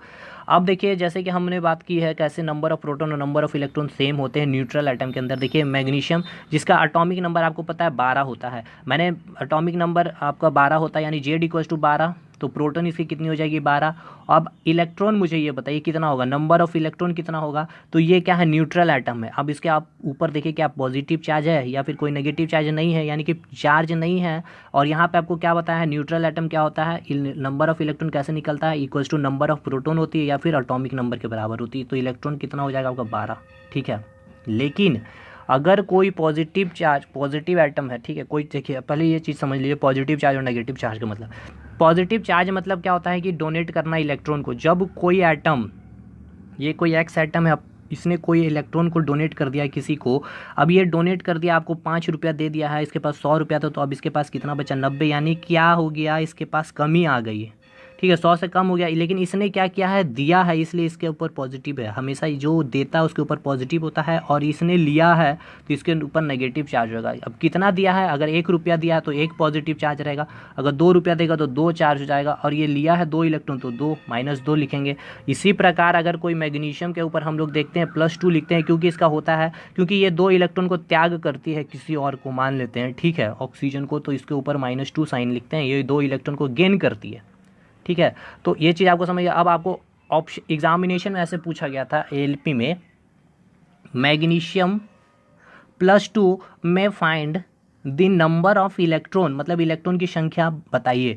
तो आपको पता है कि नंबर ऑफ, हमें सिर्फ यही पता होता है कि number of electron equals to number of proton होता है या फिर एटॉमिक नंबर होता है। तो क्या करते हैं देखते हैं, इसका एटॉमिक नंबर 12 है, यानी प्रोटॉन भी 12, जेड भी 12, और इलेक्ट्रॉन की संख्या भी 12 हो जाएगी। लेकिन ऐसा नहीं है, आपको यहीं देख करके चार्ज देखने के मतलब समझ जाना चाहिए कि +2 है, इट मीन्स क्या कि ये 2 इलेक्ट्रॉन का त्याग कर रही है। अब ये 2 इलेक्ट्रॉन अपने अंदर से निकाल कर किसी और को दे रही है, तो इलेक्ट्रॉन की संख्या 12 कैसे हो सकती है? 12 - 2 करना ही पड़ेगा ना। जैसे देखिए एटॉमिक नंबर 12 है, ये 12 दिया हुआ है, उसी प्रकार नंबर ऑफ प्रोटॉन भी 12 हो जाएगा। लेकिन हमने जब नंबर ऑफ इलेक्ट्रॉन पूछा तो 12 - 2 किया, क्योंकि ये 2 इलेक्ट्रॉन को त्याग किया है, तो 12 - 2 कितना हो जाएगा? 10 इलेक्ट्रॉन, यानी 2 इलेक्ट्रॉन का क्या हुआ? लॉस हुआ है। उसी प्रकार एक और क्वेश्चन ले लेते हैं O2 माइनस की, ठीक है, O-2, यहाँ पे -2 चार्ज दिया हुआ है, O2 नहीं है, O-2 है ऊपर में चार्ज, तो find number of electron, atomic number कितना हो जाएगा? 8 हो जाएगा भाई, ठीक है। प्रोटॉन की संख्या भी 8 हो जाएगा। -2 का मतलब आपको क्या समझ में आया कि ये 2 इलेक्ट्रॉन लिया है, 2 इलेक्ट्रॉन लिया है, तो number of proton equals to number of atomic number, number of electron होता है। कब? जब आइटम क्या होता है? न्यूट्रल होता है। लेकिन ये न्यूट्रल है, इसके ऊपर तो चार्ज है, और ये चार्ज कौन सा? नेगेटिव चार्ज है, मतलब ये इलेक्ट्रॉन ले रही है, इलेक्ट्रॉन ले रही है, माने इसके पास क्या होगा? इलेक्ट्रॉन की संख्या बढ़ जाएगी, 8 इलेक्ट्रॉन ना होकर अब 2 इलेक्ट्रॉन इसमें ऐड और हो जाएगी, टोटल इलेक्ट्रॉन की संख्या कितनी हो जाएगी? 10 इलेक्ट्रॉन। इन्होंने क्या क्या इलेक्ट्रॉन लिया था, ये देखिए इलेक्ट्रॉन लिया था, ठीक है ना। तो एक चीज़ ये बताइए मुझे, 2 क्वेश्चन यहाँ से बनते हैं। For positive charge atom number of proton equals to atomic number तो होगा, लेकिन नंबर ऑफ इलेक्ट्रॉन कभी सेम नहीं होगा पॉजिटिव चार्ज के लिए, ठीक है। और नेगेटिव चार्ज के लिए भी number of proton, atomic number और कभी भी नंबर ऑफ इलेक्ट्रॉन सेम नहीं होगी। जैसे आप यहाँ देखिए, नेगेटिव चार्ज है, प्रोटॉन की संख्या और एटॉमिक नंबर ये दोनों तो सेम है, लेकिन नंबर ऑफ इलेक्ट्रॉन सेम नहीं है। उसी प्रकार आप जब पॉजिटिव चार्ज में जाओगे तो देखोगे नंबर ऑफ प्रोटॉन और एटॉमिक नंबर सेम है, लेकिन इलेक्ट्रॉन की संख्या सेम नहीं है, ठीक है। तो नेक्स्ट आपका सेकंड 2 कंडीशन बनता है। पॉजिटिव चार्ज में हमेशा क्या होता है? प्रोटॉन की संख्या अधिक होती है, क्योंकि पॉजिटिव चार्ज मतलब उसने इलेक्ट्रॉन को दे दिया है, दे दिया मतलब इलेक्ट्रॉन उसके अंदर से बाहर आ गई है, तो इलेक्ट्रॉन जो होता है लेस देन प्रोटॉन होता है। लेकिन नेगेटिव चार्ज में क्या होगा? वो इलेक्ट्रॉन को ले रहा होता है, तो इलेक्ट्रॉन ग्रेटर देन प्रोटॉन होता है। जैसे आप यहाँ पे देख लो एग्जाम्पल में ही, इलेक्ट्रॉन 10 है और प्रोटॉन 8 है, यानी कि इलेक्ट्रॉन ग्रेटर देन प्रोटॉन है। कहाँ पे? जब नेगेटिव चार्ज है। लेकिन पॉजिटिव चार्ज में यही क्या होता है? इलेक्ट्रॉन कितना हो गया? 10 और प्रोटॉन कितना? 12, मतलब प्रोटॉन ग्रेटर देन इलेक्ट्रॉन होता है कहाँ पे? पॉजिटिव चार्ज में। तो वही चीज़ यहाँ लिखा गया है, पॉजिटिव चार्ज एटम में number of proton equals to atomic number but not equals to number of electron, electron less than proton होता है, और नेगेटिव चार्ज में इलेक्ट्रॉन ग्रेटर देन प्रोटॉन होता है, ठीक है। अब बात करते हैं इलेक्ट्रॉनिक मैग्नीशियम का इलेक्ट्रॉनिक कन्फिग्रेशन हम लोग देखते हैं कैसे निकलेगा, और एग्जामिनेशन में जो क्वेश्चन पूछा जाता है आपसे, देखिए एग्जामिनेशन में क्या पूछा जाएगा उससे पहले हम लोग समझते हैं इलेक्ट्रॉनिक कन्फिग्रेशन। ये इलेक्ट्रॉनिक कन्फिग्रेशन आपको समझना जरूरी है, क्योंकि 3 क्वेश्चन आपके यहाँ से बनते हैं। एक तो आपसे पूछा जाता है नंबर ऑफ सेल बताइए, ठीक है, नंबर ऑफ सेल बताइए। दूसरा आपसे पूछा जाता है वैलेंस इलेक्ट्रॉन बताइए, और थर्ड पूछा जाता है वैलेंसी, हिंदी में कहे तो संयोजकता, और वैलेंस इलेक्ट्रॉन बोले तो संयोजी इलेक्ट्रॉन। और इसमें पूछा जाता है कक्षा की संख्या, यानी कि नंबर ऑफ सेल या नंबर ऑफ ऑर्बिट बताइए। तो ये आपको इलेक्ट्रॉनिक कन्फिग्रेशन आएगा तभी बता पाओगे एग्जामिनेशन में भी, और यहाँ से एकदम है कि 110% क्वेश्चन बनेगा ही। तो हम लोग एक एग्जांपल लेते हैं मैग्नीशियम की, आपको किसी तरह से पूछ लिया जाएगा, डायरेक्ट आपसे पूछ लिया जाएगा find the number of shell, मतलब कक्षा की संख्या बताइए मैग्नीशियम में। वैलेंस इलेक्ट्रॉन मैग्नीशियम में, यानी कि संयोजी इलेक्ट्रॉन कितनी होती है मैग्नीशियम की, या फिर संयोजकता मैग्नीशियम की कितनी होती है, मुझे बताइए। तो समझते हैं मैग्नीशियम की एटॉमिक नंबर कितनी होती है? 12। अब ये पता होना चाहिए भाई, नॉर्मल पीरियोडिक टेबल में बता दूंगा कितना आपको याद करना है। तो एटॉमिक नंबर जो होता है 12, तो एटॉमिक नंबर क्या हो गया इसका? हमने लिख लिया 12। और इलेक्ट्रॉनिक कन्फिग्रेशन मतलब क्या? किसकी कन्फिग्रेशन करना है, किसका विन्यास करना है, किसको सजाना है? तो इलेक्ट्रॉन को सजाना है, तो हमें इलेक्ट्रॉन निकालना होगा, नंबर ऑफ इलेक्ट्रॉन। तो सबसे पहले देखिए ये क्या है? न्यूट्रल चार्ज है, कोई भी चार्ज नहीं है, तो number of proton equals to number of neutron होता है, या फिर एटॉमिक नंबर भी इक्वल ही होता है इसका, सॉरी, ठीक है ना। तो देखिए एटॉमिक नंबर क्या हो गया? 12। नंबर ऑफ प्रोटॉन क्या हो जाएगा? ये भी 12, और नंबर ऑफ इलेक्ट्रॉन भी हो जाएगा 12 इलेक्ट्रॉन। ये सब तो आपको समझ में आ ही गया है कैसे मैंने निकाला। अब ये 12 इलेक्ट्रॉन जो आया ना, इसको ही सजाने की क्रिया को, इसके सजाने के प्रोसेस को ही हम लोग क्या कहेंगे? Electronic configuration. अब हम लोग इसको सजाते हैं एटम में, यानी ये जो मैग्नीशियम का जो पूरा एटम, इसमें 12 ये इलेक्ट्रॉन किस प्रकार से सजा हुआ, क्योंकि इसके सेंटर में तो प्रोटॉन और न्यूट्रॉन बैठा हुआ, लेकिन ये इलेक्ट्रॉन कैसे सजा हुआ है, कितने ऑर्बिट है इसके अंदर, यही पूछा जाता है। कितने ऑर्बिट? देखिए KLM 3 ऑर्बिट है। वैलेंस इलेक्ट्रॉन कितना हो जाएगा? 2 हो जाएगा। वैलेंसी कितनी हो जाएगी? 2 हो जाएगी। तो ये आप जब निकालना समझ जाओगे तभी बता सकते हो, लेकिन इसमें भी कुछ एक्सेप्शन है और वहाँ से भी क्वेश्चन बनते हैं, उसको भी बताऊंगा अभी। तो ये 12 इलेक्ट्रॉन को अरेंज करना है, मतलब किस सेल में कितना इलेक्ट्रॉन होगा, तो ये आपका प्रोटॉन और न्यूट्रॉन सेंटर में है, अब इलेक्ट्रॉन इसके चारों तरफ घूम रही है। तो देखिए पहला मैंने आपको क्या बताया था, न्यूक्लियस के बिल्कुल पास जो होता है उसे हम क्या कहते हैं, के कहते हैं। उससे बाद वाला सेल को क्या कहते हैं, एल कहते हैं, और उसके बाद वाला सेल को क्या कहते हैं, एम कहते हैं। ठीक है भाई। तो हमें 12 इलेक्ट्रॉन को सजाना है। तो सबसे पहला सेल हमारा ऑर्बिट क्या आएगा, के सेल आएगा। ठीक है, ये आपका न्यूक्लियस है, यहाँ पे प्रोटॉन और न्यूट्रॉन है, और इसके बाद वाला सेल जो आएगा के। तो के में कितना इलेक्ट्रॉन हो सकता है, तो 2 इलेक्ट्रॉन हो सकता है मैक्सिमम। एक इलेक्ट्रॉन यहाँ मैंने रख दिया, एक इलेक्ट्रॉन यहाँ रख दिया, तो 12 माइनस 2 इलेक्ट्रॉन हो गया खत्म। तो बचा कितना, अब 10 इलेक्ट्रॉन। तो 2 इलेक्ट्रॉन का मैंने काम खत्म कर दिया। अब बचता है सेकेंड सेल आएगा आपका क्या, ये हो गया के, ये आपका है एल। ठीक है, ये के। एल में कितना इलेक्ट्रॉन हो सकता है, तो 8 इलेक्ट्रॉन हो सकता है, मैंने आगे बताया। तो अभी आपको 10 इलेक्ट्रॉन में आपको सजाना है, कितना, 8 इलेक्ट्रॉन। तो बच कितना गया, अब 10 माइनस 8 कीजिएगा तो 2 इलेक्ट्रॉन अब बच जाता है। 2 इलेक्ट्रॉन यहाँ पे 8 इलेक्ट्रॉन सजा दीजिए इसको। ठीक है, उसके बाद अब देखिए वही चीज़ मैंने यहाँ क्या के किया है, मैंने के में 2 इलेक्ट्रॉन को सजाया। देखिए 1 इलेक्ट्रॉन और 2 इलेक्ट्रॉन, 2 इलेक्ट्रॉन को सजाया। तो वही चीज़ मैंने लिखा, के सेल में मैक्सिमम इलेक्ट्रॉन की संख्या क्यों हो सकती है, 2, क्योंकि 2 इलेक्ट्रॉन ही के ऑर्बिट सेल में घूम सकती है, इसलिए 2 इलेक्ट्रॉन को मैंने सजा दिया। तो बचा कितना, 12 इलेक्ट्रॉन में अब बचता है मैक्सिमम, 12 माइनस 10 किया तो 10 इलेक्ट्रॉन बच गया। उसके बाद सेकेंड ऑर्बिट में हम लोग आएंगे एल सेल में, जिसमें मैक्सिमम इलेक्ट्रॉन की संख्या कितनी हो सकती है, तो 8 हो सकती है। तो 8 इलेक्ट्रॉन को हम लोग सजाएंगे, इस प्रोसेस को इलेक्ट्रॉनिक कन्फिग्रेशन कहेंगे। तो ये 8 इलेक्ट्रॉन को सजा दिया मैंने सेकंड एल सेल में, एल ऑर्बिट सेल में। देखिए 8 इलेक्ट्रॉन घूम रही है। ठीक है, तो एल में मैंने 8 इलेक्ट्रॉन लिख दिया, के में 2 इलेक्ट्रॉन हो गया।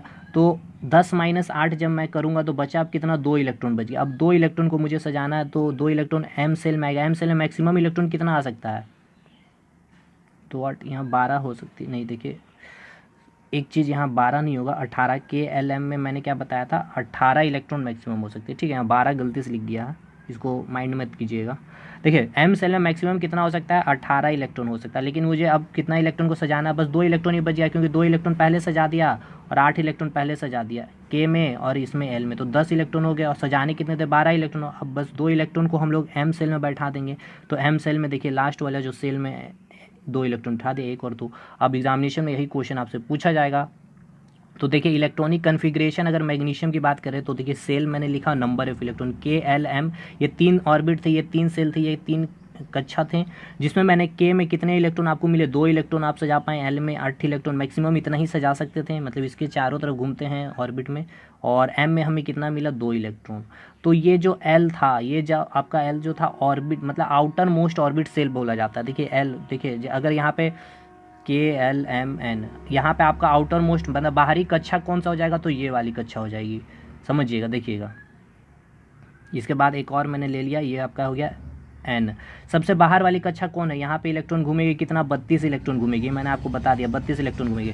अब यहाँ पे जब भी इसको इलेक्ट्रॉन त्याग करना होगा ना, जब भी इस एटम को जब इलेक्ट्रॉन त्याग करना होगा, तो ये बाहर की कक्षा से ये सबसे पहले इलेक्ट्रॉन जाएगा, अंदर वाली कक्षा से ये लोग इलेक्ट्रॉन नहीं निकलेगा बाहर देने के लिए। ये इलेक्ट्रॉन बाहर जाएगा तो किसी को देगा, जैसे किसी को जरूरत होगी, जैसे सोडियम के ऊपर प्लस आ गया तो सोडियम 1 इलेक्ट्रॉन दे दिया, ये 1 इलेक्ट्रॉन बाहर चल गया तो इसके ऊपर प्लस चल गया। तो बाहर की कक्षा से इलेक्ट्रॉन पहले बाहर जाएगी, तो ये हो गया बाहरी कक्षा। तो अभी यहाँ पे आपको क्या मिल रहा है, के एल एम। तो बाहर की कक्षा कौन सी है, ये है, तो एम वाली क्या होगी, बाहर वाली कक्षा ऑर्बिट हो गई। ठीक है, तो वही मैंने लिखा है आउटर मोस्ट ऑर्बिट सेल। अभी हम इसमें किसको कहेंगे, के एल एम को कहेंगे, लेकिन के एल एम एन में किसको कहेंगे, outermost orbit shell N को कहेंगे। और कभी ऐसा कंडीशन बनता है के एल, इसमें आउटर मोस्ट सेल बाहरी कक्षा क्या हो जाएगा, आपका एल हो जाएगा।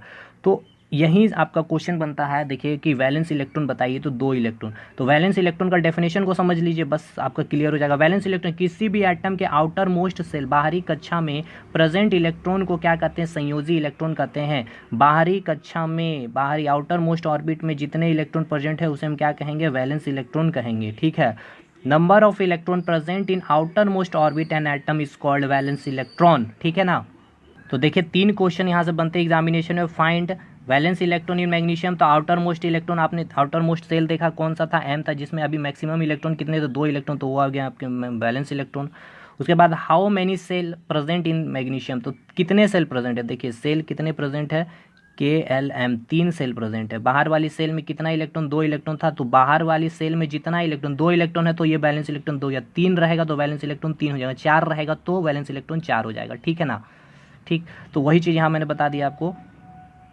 5 रहेगा 5 हो जाएगा वैलेंस इलेक्ट्रॉन, 6 रहेगा 6 हो जाएगा। तो सेल कितना हो गया, 3, के एल एम। ठीक है, अब पूछता आपसे वैलेंसी कितनी होगी, valency find valency of magnesium, तो 2। लेकिन कुछ एटम के साथ यहाँ पे एक्सेप्शन होता है। जब देखिए जितना आपका वैलेंस इलेक्ट्रॉन में, देखिए अगर वैलेंस इलेक्ट्रॉन में अगर आपको मिल जाए 2, 1, 2, 3, 4, ठीक है, यहाँ पे आउटर मोस्ट सेल में यहाँ पे एन अगर रहेगा तो ये आपका आउटर मोस्ट सेल है। यहाँ पे ये चारों में से कोई भी रहता है, 1 रहेगा, 2 रहेगा, 3 इलेक्ट्रॉन रहेगा, 4 इलेक्ट्रॉन रहेगा, तो वैलेंस इलेक्ट्रॉन इक्वल्स टू क्या होगा, वैलेंसी होगा। ठीक है, समझिएगा, वैलेंस इलेक्ट्रॉन इक्वल्स टू क्या होगा, वैलेंसी होगा। देखिए यहाँ पे जैसे 2 इलेक्ट्रॉन था आउटर मोस्ट सेल में, तो वैलेंसी भी 2 है और वैलेंस इलेक्ट्रॉन भी कितना है, 2 ही है। ठीक है, लेकिन अगर आउटर मोस्ट सेल में आपका होता है 5, 6, 7, तो इस केस में आपका क्या हो जाएगा, वैलेंस इलेक्ट्रॉन तो 5, 6, 7 ही होगा। आउटर मोस्ट सेल में जितना है, अगर 5 है तो 5 हो जाएगा, 6 है इलेक्ट्रॉन तो 6 हो जाएगा, 7 इलेक्ट्रॉन है तो 7 इलेक्ट्रॉन आपका वैलेंस इलेक्ट्रॉन हो जाएगा। लेकिन वैलेंसी इसकी कैसे निकालेंगे, जब 5, 6, 7 होगी आउटर मोस्ट सेल में, तो 8 माइनस 5 करेंगे, यानी कि 8 माइनस वैलेंस इलेक्ट्रॉन करेंगे और जो वैल्यू आएगी वो उसकी वैलेंसी हो जाएगी। एग्जांपल से समझ जाइएगा अभी। देखिए यहाँ पे मैंने वही लिखा है, 2 पॉइंट मैंने लिखा है वैलेंसी संयोजकता के ऊपर।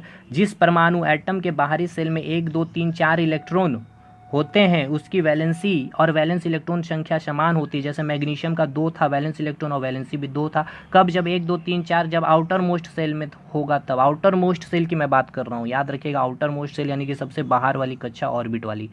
और सेकेंड पॉइंट मैंने जो लिखा है कि जिस एटम के बाहरी सेल में 5 इलेक्ट्रॉन होगा, 6 इलेक्ट्रॉन होगा, 7 इलेक्ट्रॉन होगा, 8 इलेक्ट्रॉन होगा, तो उसकी संयोजकता हम लोग कैसे निकालेंगे, 8 माइनस संयोजी इलेक्ट्रॉन, यानी कि अगर 5 होगा तो 8 माइनस 5 करेंगे तो 3 हो जाएगा वैलेंसी। लेकिन इसकी वैलेंस इलेक्ट्रॉन 5 होगा, वैलेंस इलेक्ट्रॉन 6 होगा, 7 होगा, 8 होगा, लेकिन वैलेंसी जब हम लोग निकालेंगे क्या करेंगे, तो 8 माइनस 5 करेंगे, 8 माइनस 6 करेंगे, 8 माइनस 7 करेंगे।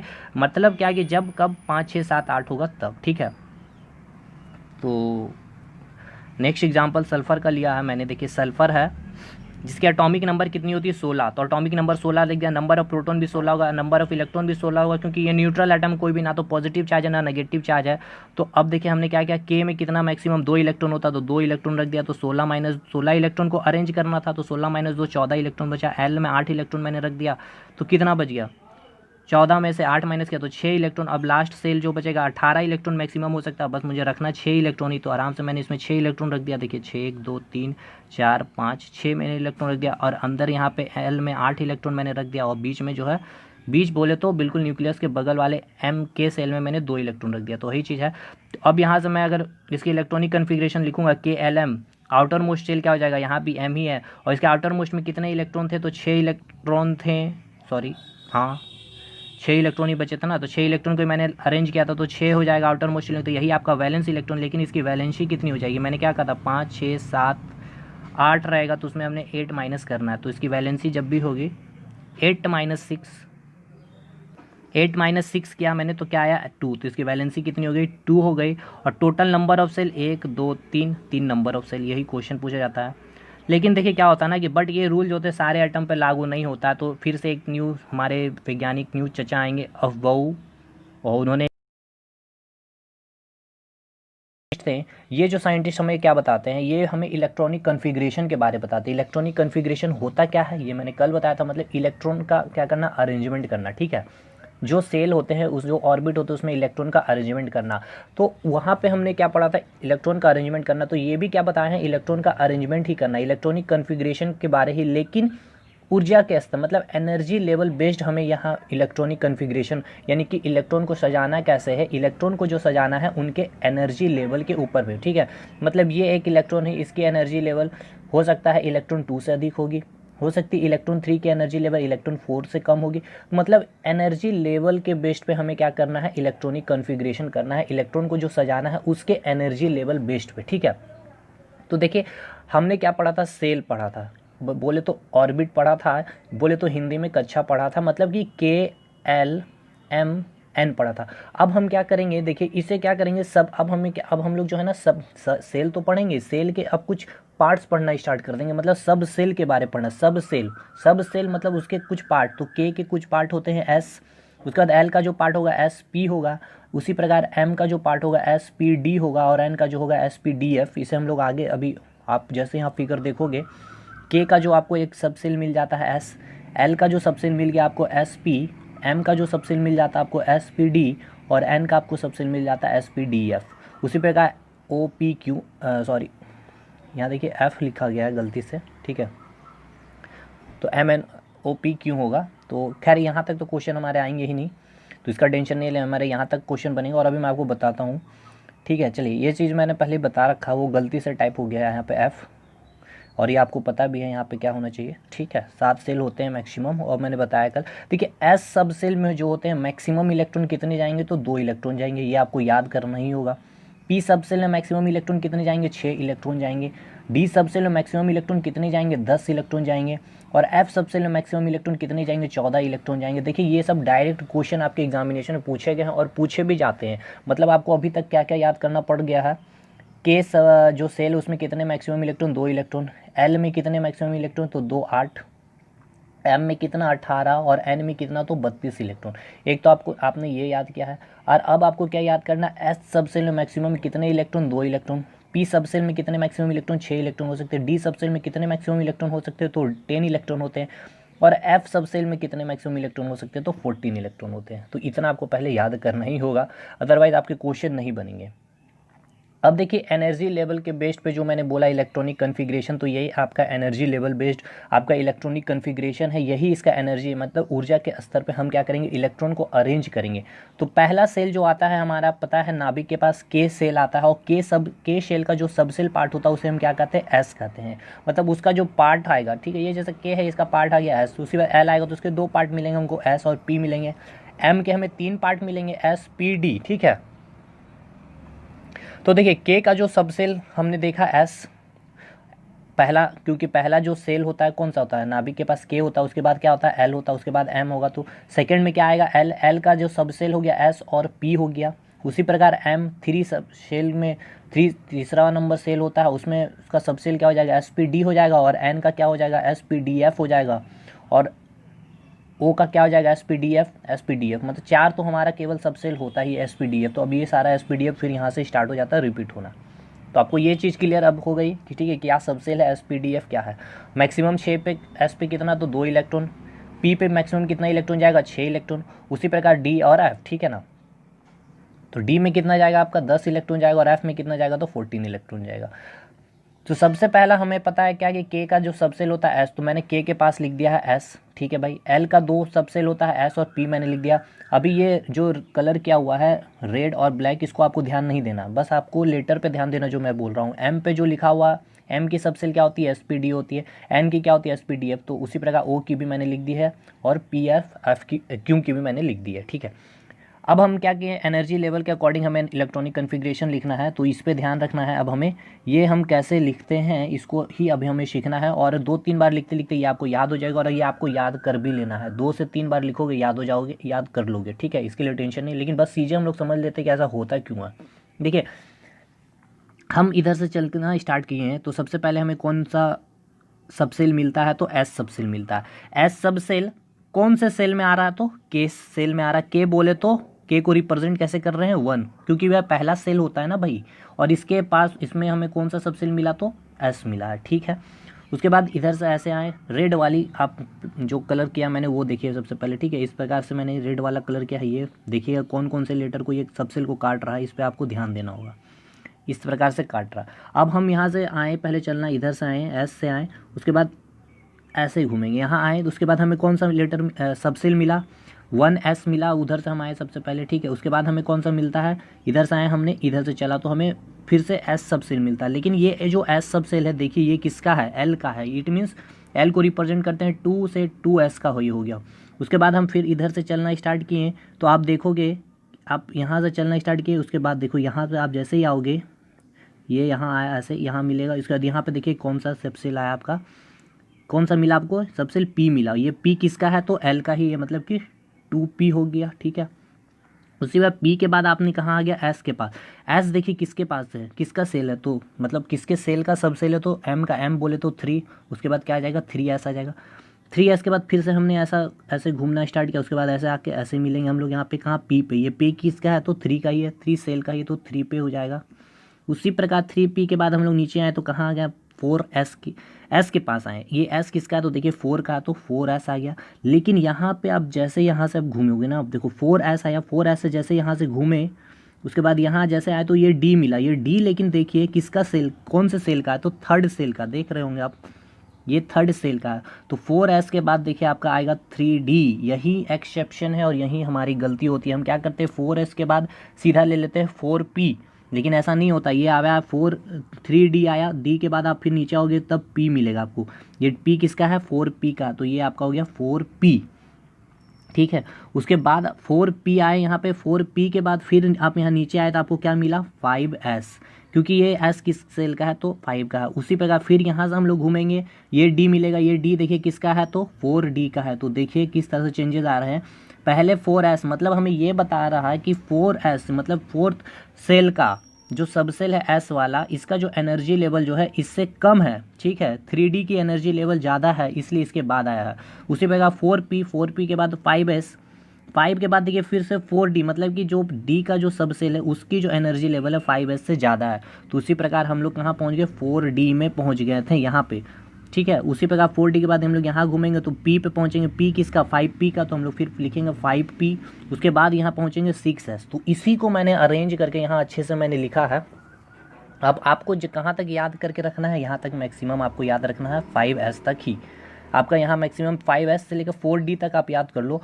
याद क्या करना है यार, आप समझ ही गए होंगे। देखिए मैंने यहाँ किस तरह से लिखा, पहले 1s, क्योंकि ये जो स्क्रीन में इस तरह से मुझे लिखने में दिक्कत हो रही है, क्योंकि समझाने में भी थोड़ा दिक्कत हो, तो कोशिश कीजिए समझने की, बोर्ड होता और भी अच्छे से समझ में आएगी आपको चीज़ें।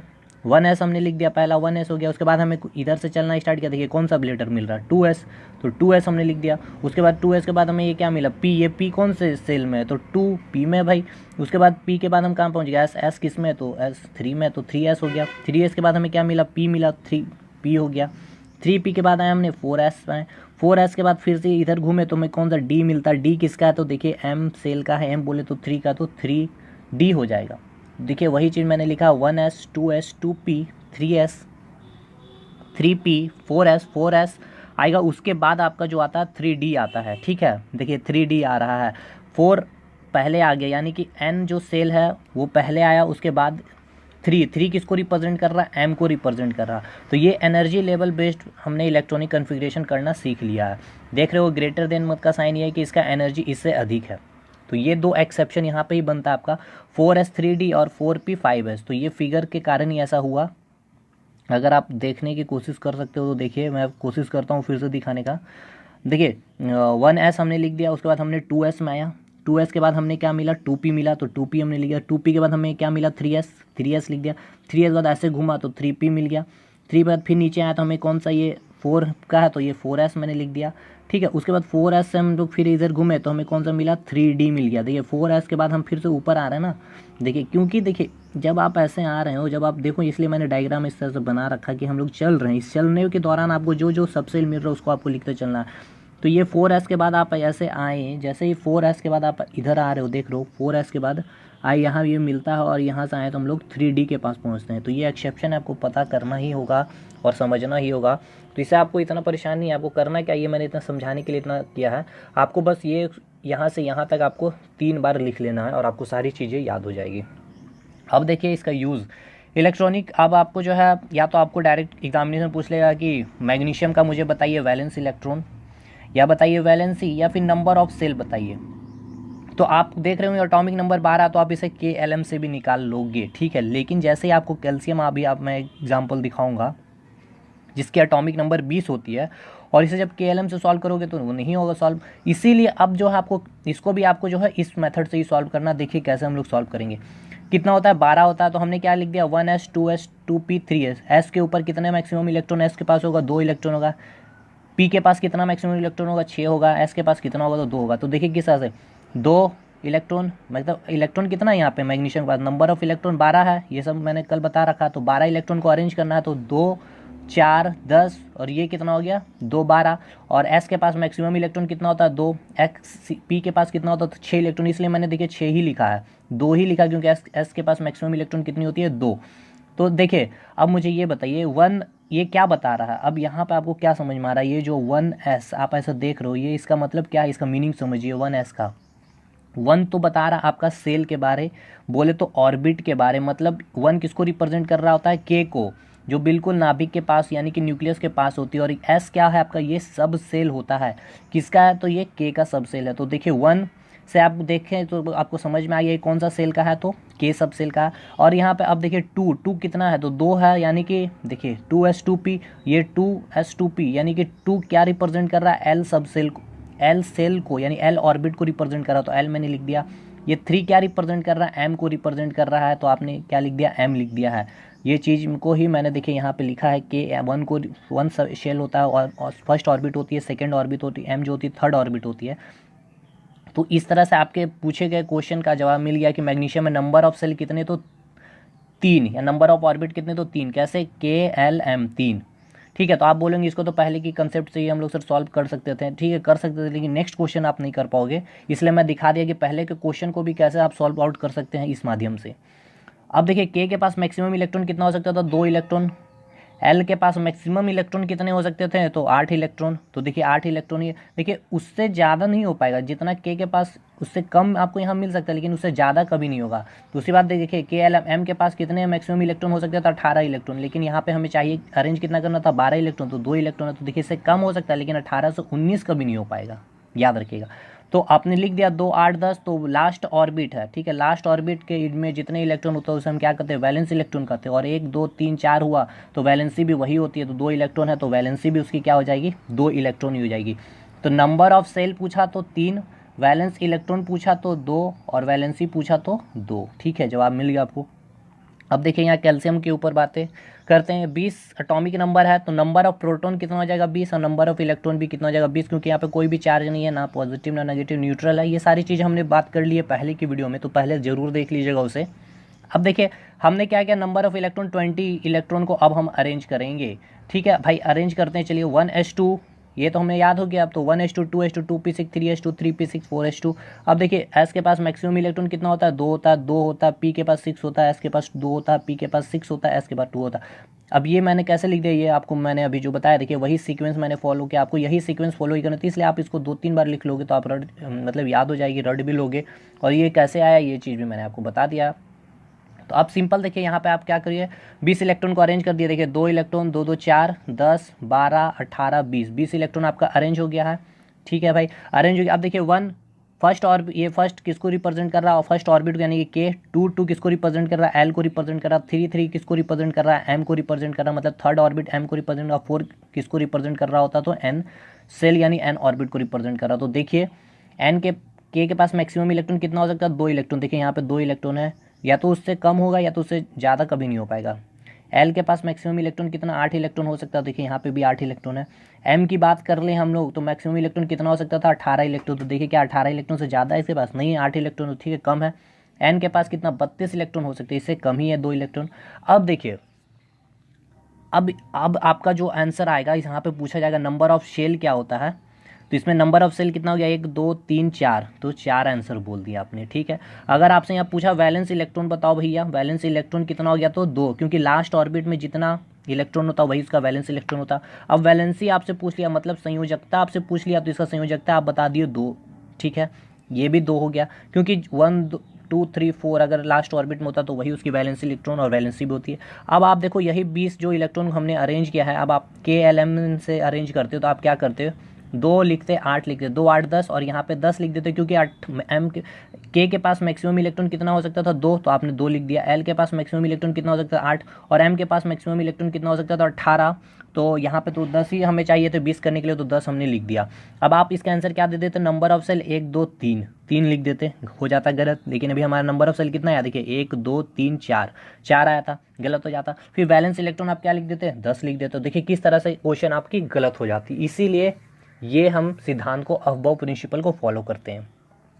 एक और एग्जांपल ले लीजिए, देखिए जैसे कि एटॉमिक, कोई एक एलिमेंट है आपका, कोई एक एटम है जिसका एटॉमिक नंबर क्या है, 22, तो 22 को हमने अरेंज कर दिया है इस प्रकार से। ये कैसे लिखना आपको मैंने बता दिया है, आप 2-3 बार लिखोगे याद हो जाएगा। देखिए 2 4 10 12 18 20 2 22, तो यहाँ तक हमने तो लिख लिया था कैल्शियम का 20। अब देखिए 2 इलेक्ट्रॉन आ रहा हमें अरेंज करना, तो इसके बाद 3D आएगा।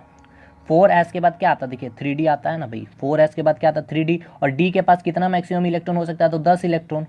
तो 10 इलेक्ट्रॉन में से हमें बस कितना अरेंज करना था, 20 हमने यहाँ तक अरेंज कर दिया है 20 इलेक्ट्रॉन को। अब यहाँ पे बस 2 इलेक्ट्रॉन को अरेंज कर दो, 2 इलेक्ट्रॉन मैंने यहाँ बैठा दिया। अब इसी प्रकार फर्स्ट 1 किसको रिप्रेजेंट करेगा, के को, 2 किसको रिप्रेजेंट करेगा, एल को, 3 और यहाँ पे देखिए और 3 है तो एम हो गया ये आपका, और ये केवल 4th ऑर्बिट आपको क्या रिप्रेजेंट करेगा, एन को। तो अब देखिए क्या इलेक्ट्रॉन जो हमने बताया है के एल एम एन में 2 8 18 होता है, उसको सेटिस्फाई कर रहा। के में तो कितना होना चाहिए, 2 इलेक्ट्रॉन सही है।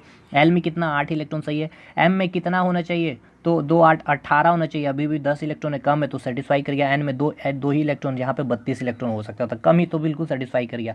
तो नंबर ऑफ सेल कितने हो गए, 4 हो गए, के एल एम एन। अब लास्ट इलेक्ट्रॉन, अब देखिए इसके लास्ट ऑर्बिट में, ये लास्ट ऑर्बिट हो गया इसका, ठीक है, सॉरी के एल एम एन होगा इसका लास्ट ऑर्बिट। देखिए के एल एम एन होता है लास्ट ऑर्बिट, है ना, क्योंकि सबसे न्यूक्लियस से दूर में होता है। तो एन में देखिए कौन कितना इलेक्ट्रॉन है इसके पास, तो 2 इलेक्ट्रॉन ही है, तो वैलेंस इलेक्ट्रॉन कितना हो जाएगा, 2 हो जाएगा, और वैलेंसी भी कितनी हो जाएगी इसकी, 2 हो जाएगी। ये तो वैलेंस इलेक्ट्रॉन वैलेंसी का कंसेप्ट आपको पता है, कल ही बताया था। अब और एक एक्सेप्शन, और एक लास्ट एक्सेप्शन जो आपका बनता है एग्जामिनेशन में, डी सबसेल में।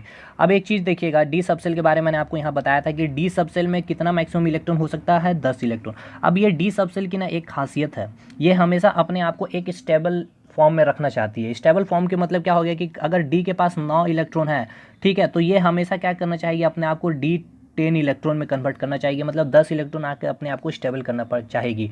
तो कभी भी आपको अगर D9 यहाँ पे है और इसके बाद अगर कोई ऐसा इलेक्ट्रॉनिक कन्फिग्रेशन लिखा हुआ 5s1, तो ये हमेशा क्या करेगी, ये एक इलेक्ट्रॉन यहाँ से ले लेगी और अपने आप को 10 इलेक्ट्रॉन में स्टेबल कर लेगी।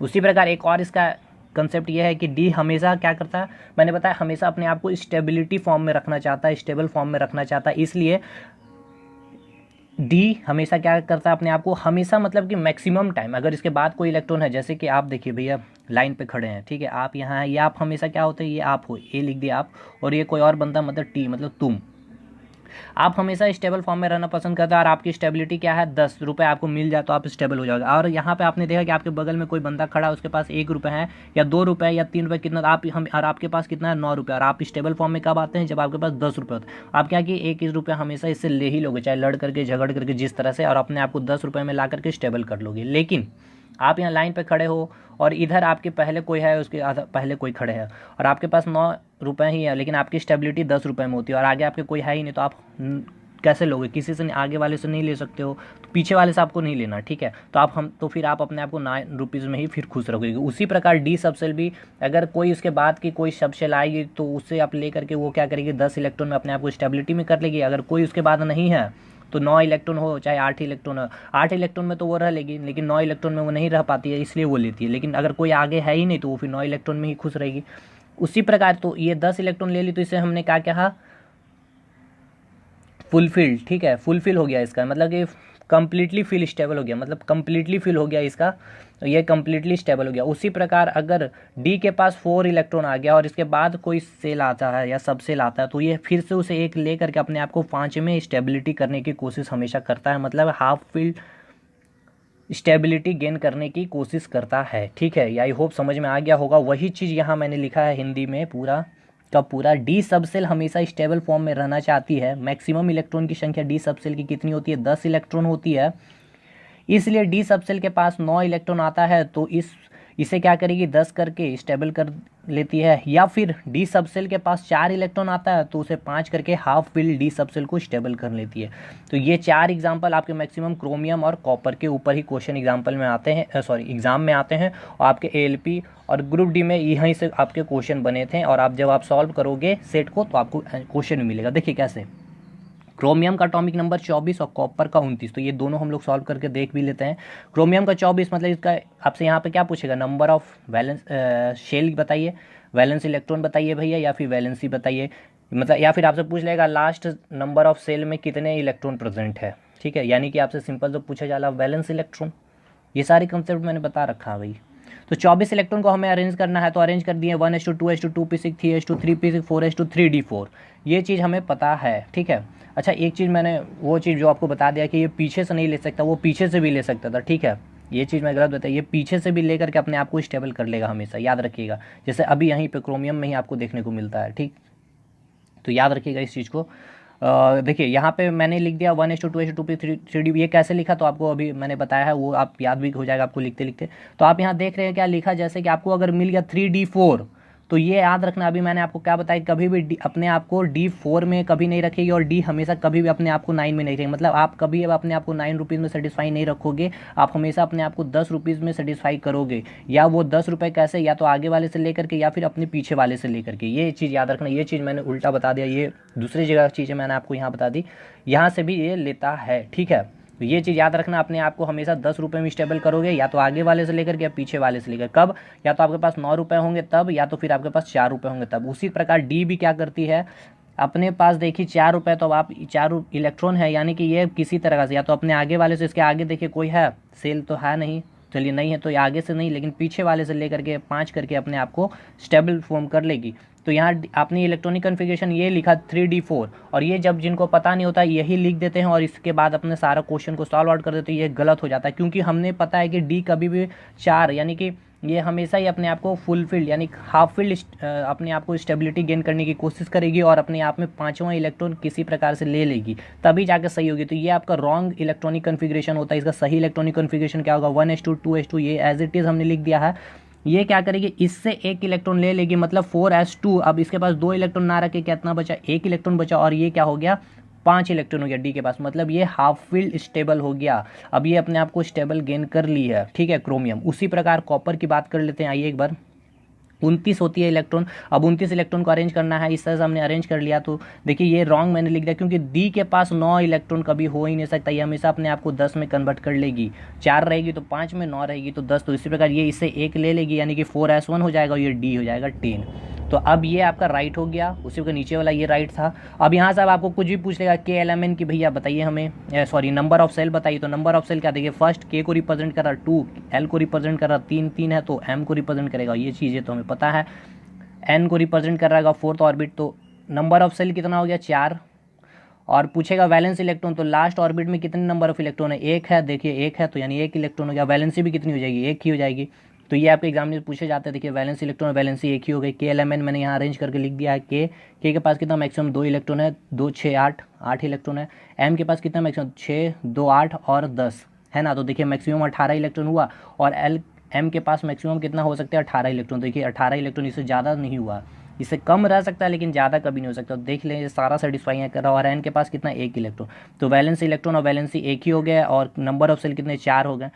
उसी प्रकार अब देखिए यहाँ पे अगर आप ये लग करके आते D9 में ही रखते तो आप देखिए लास्ट आपके इलेक्ट्रॉन कितने हो जाते, 2। तो वैलेंस इलेक्ट्रॉन आप 2 टिक कर देते, वैलेंसी भी 2, जो गलत हो जाता है। तो ये चीज़ आपको समझना था, ठीक है। तो भाई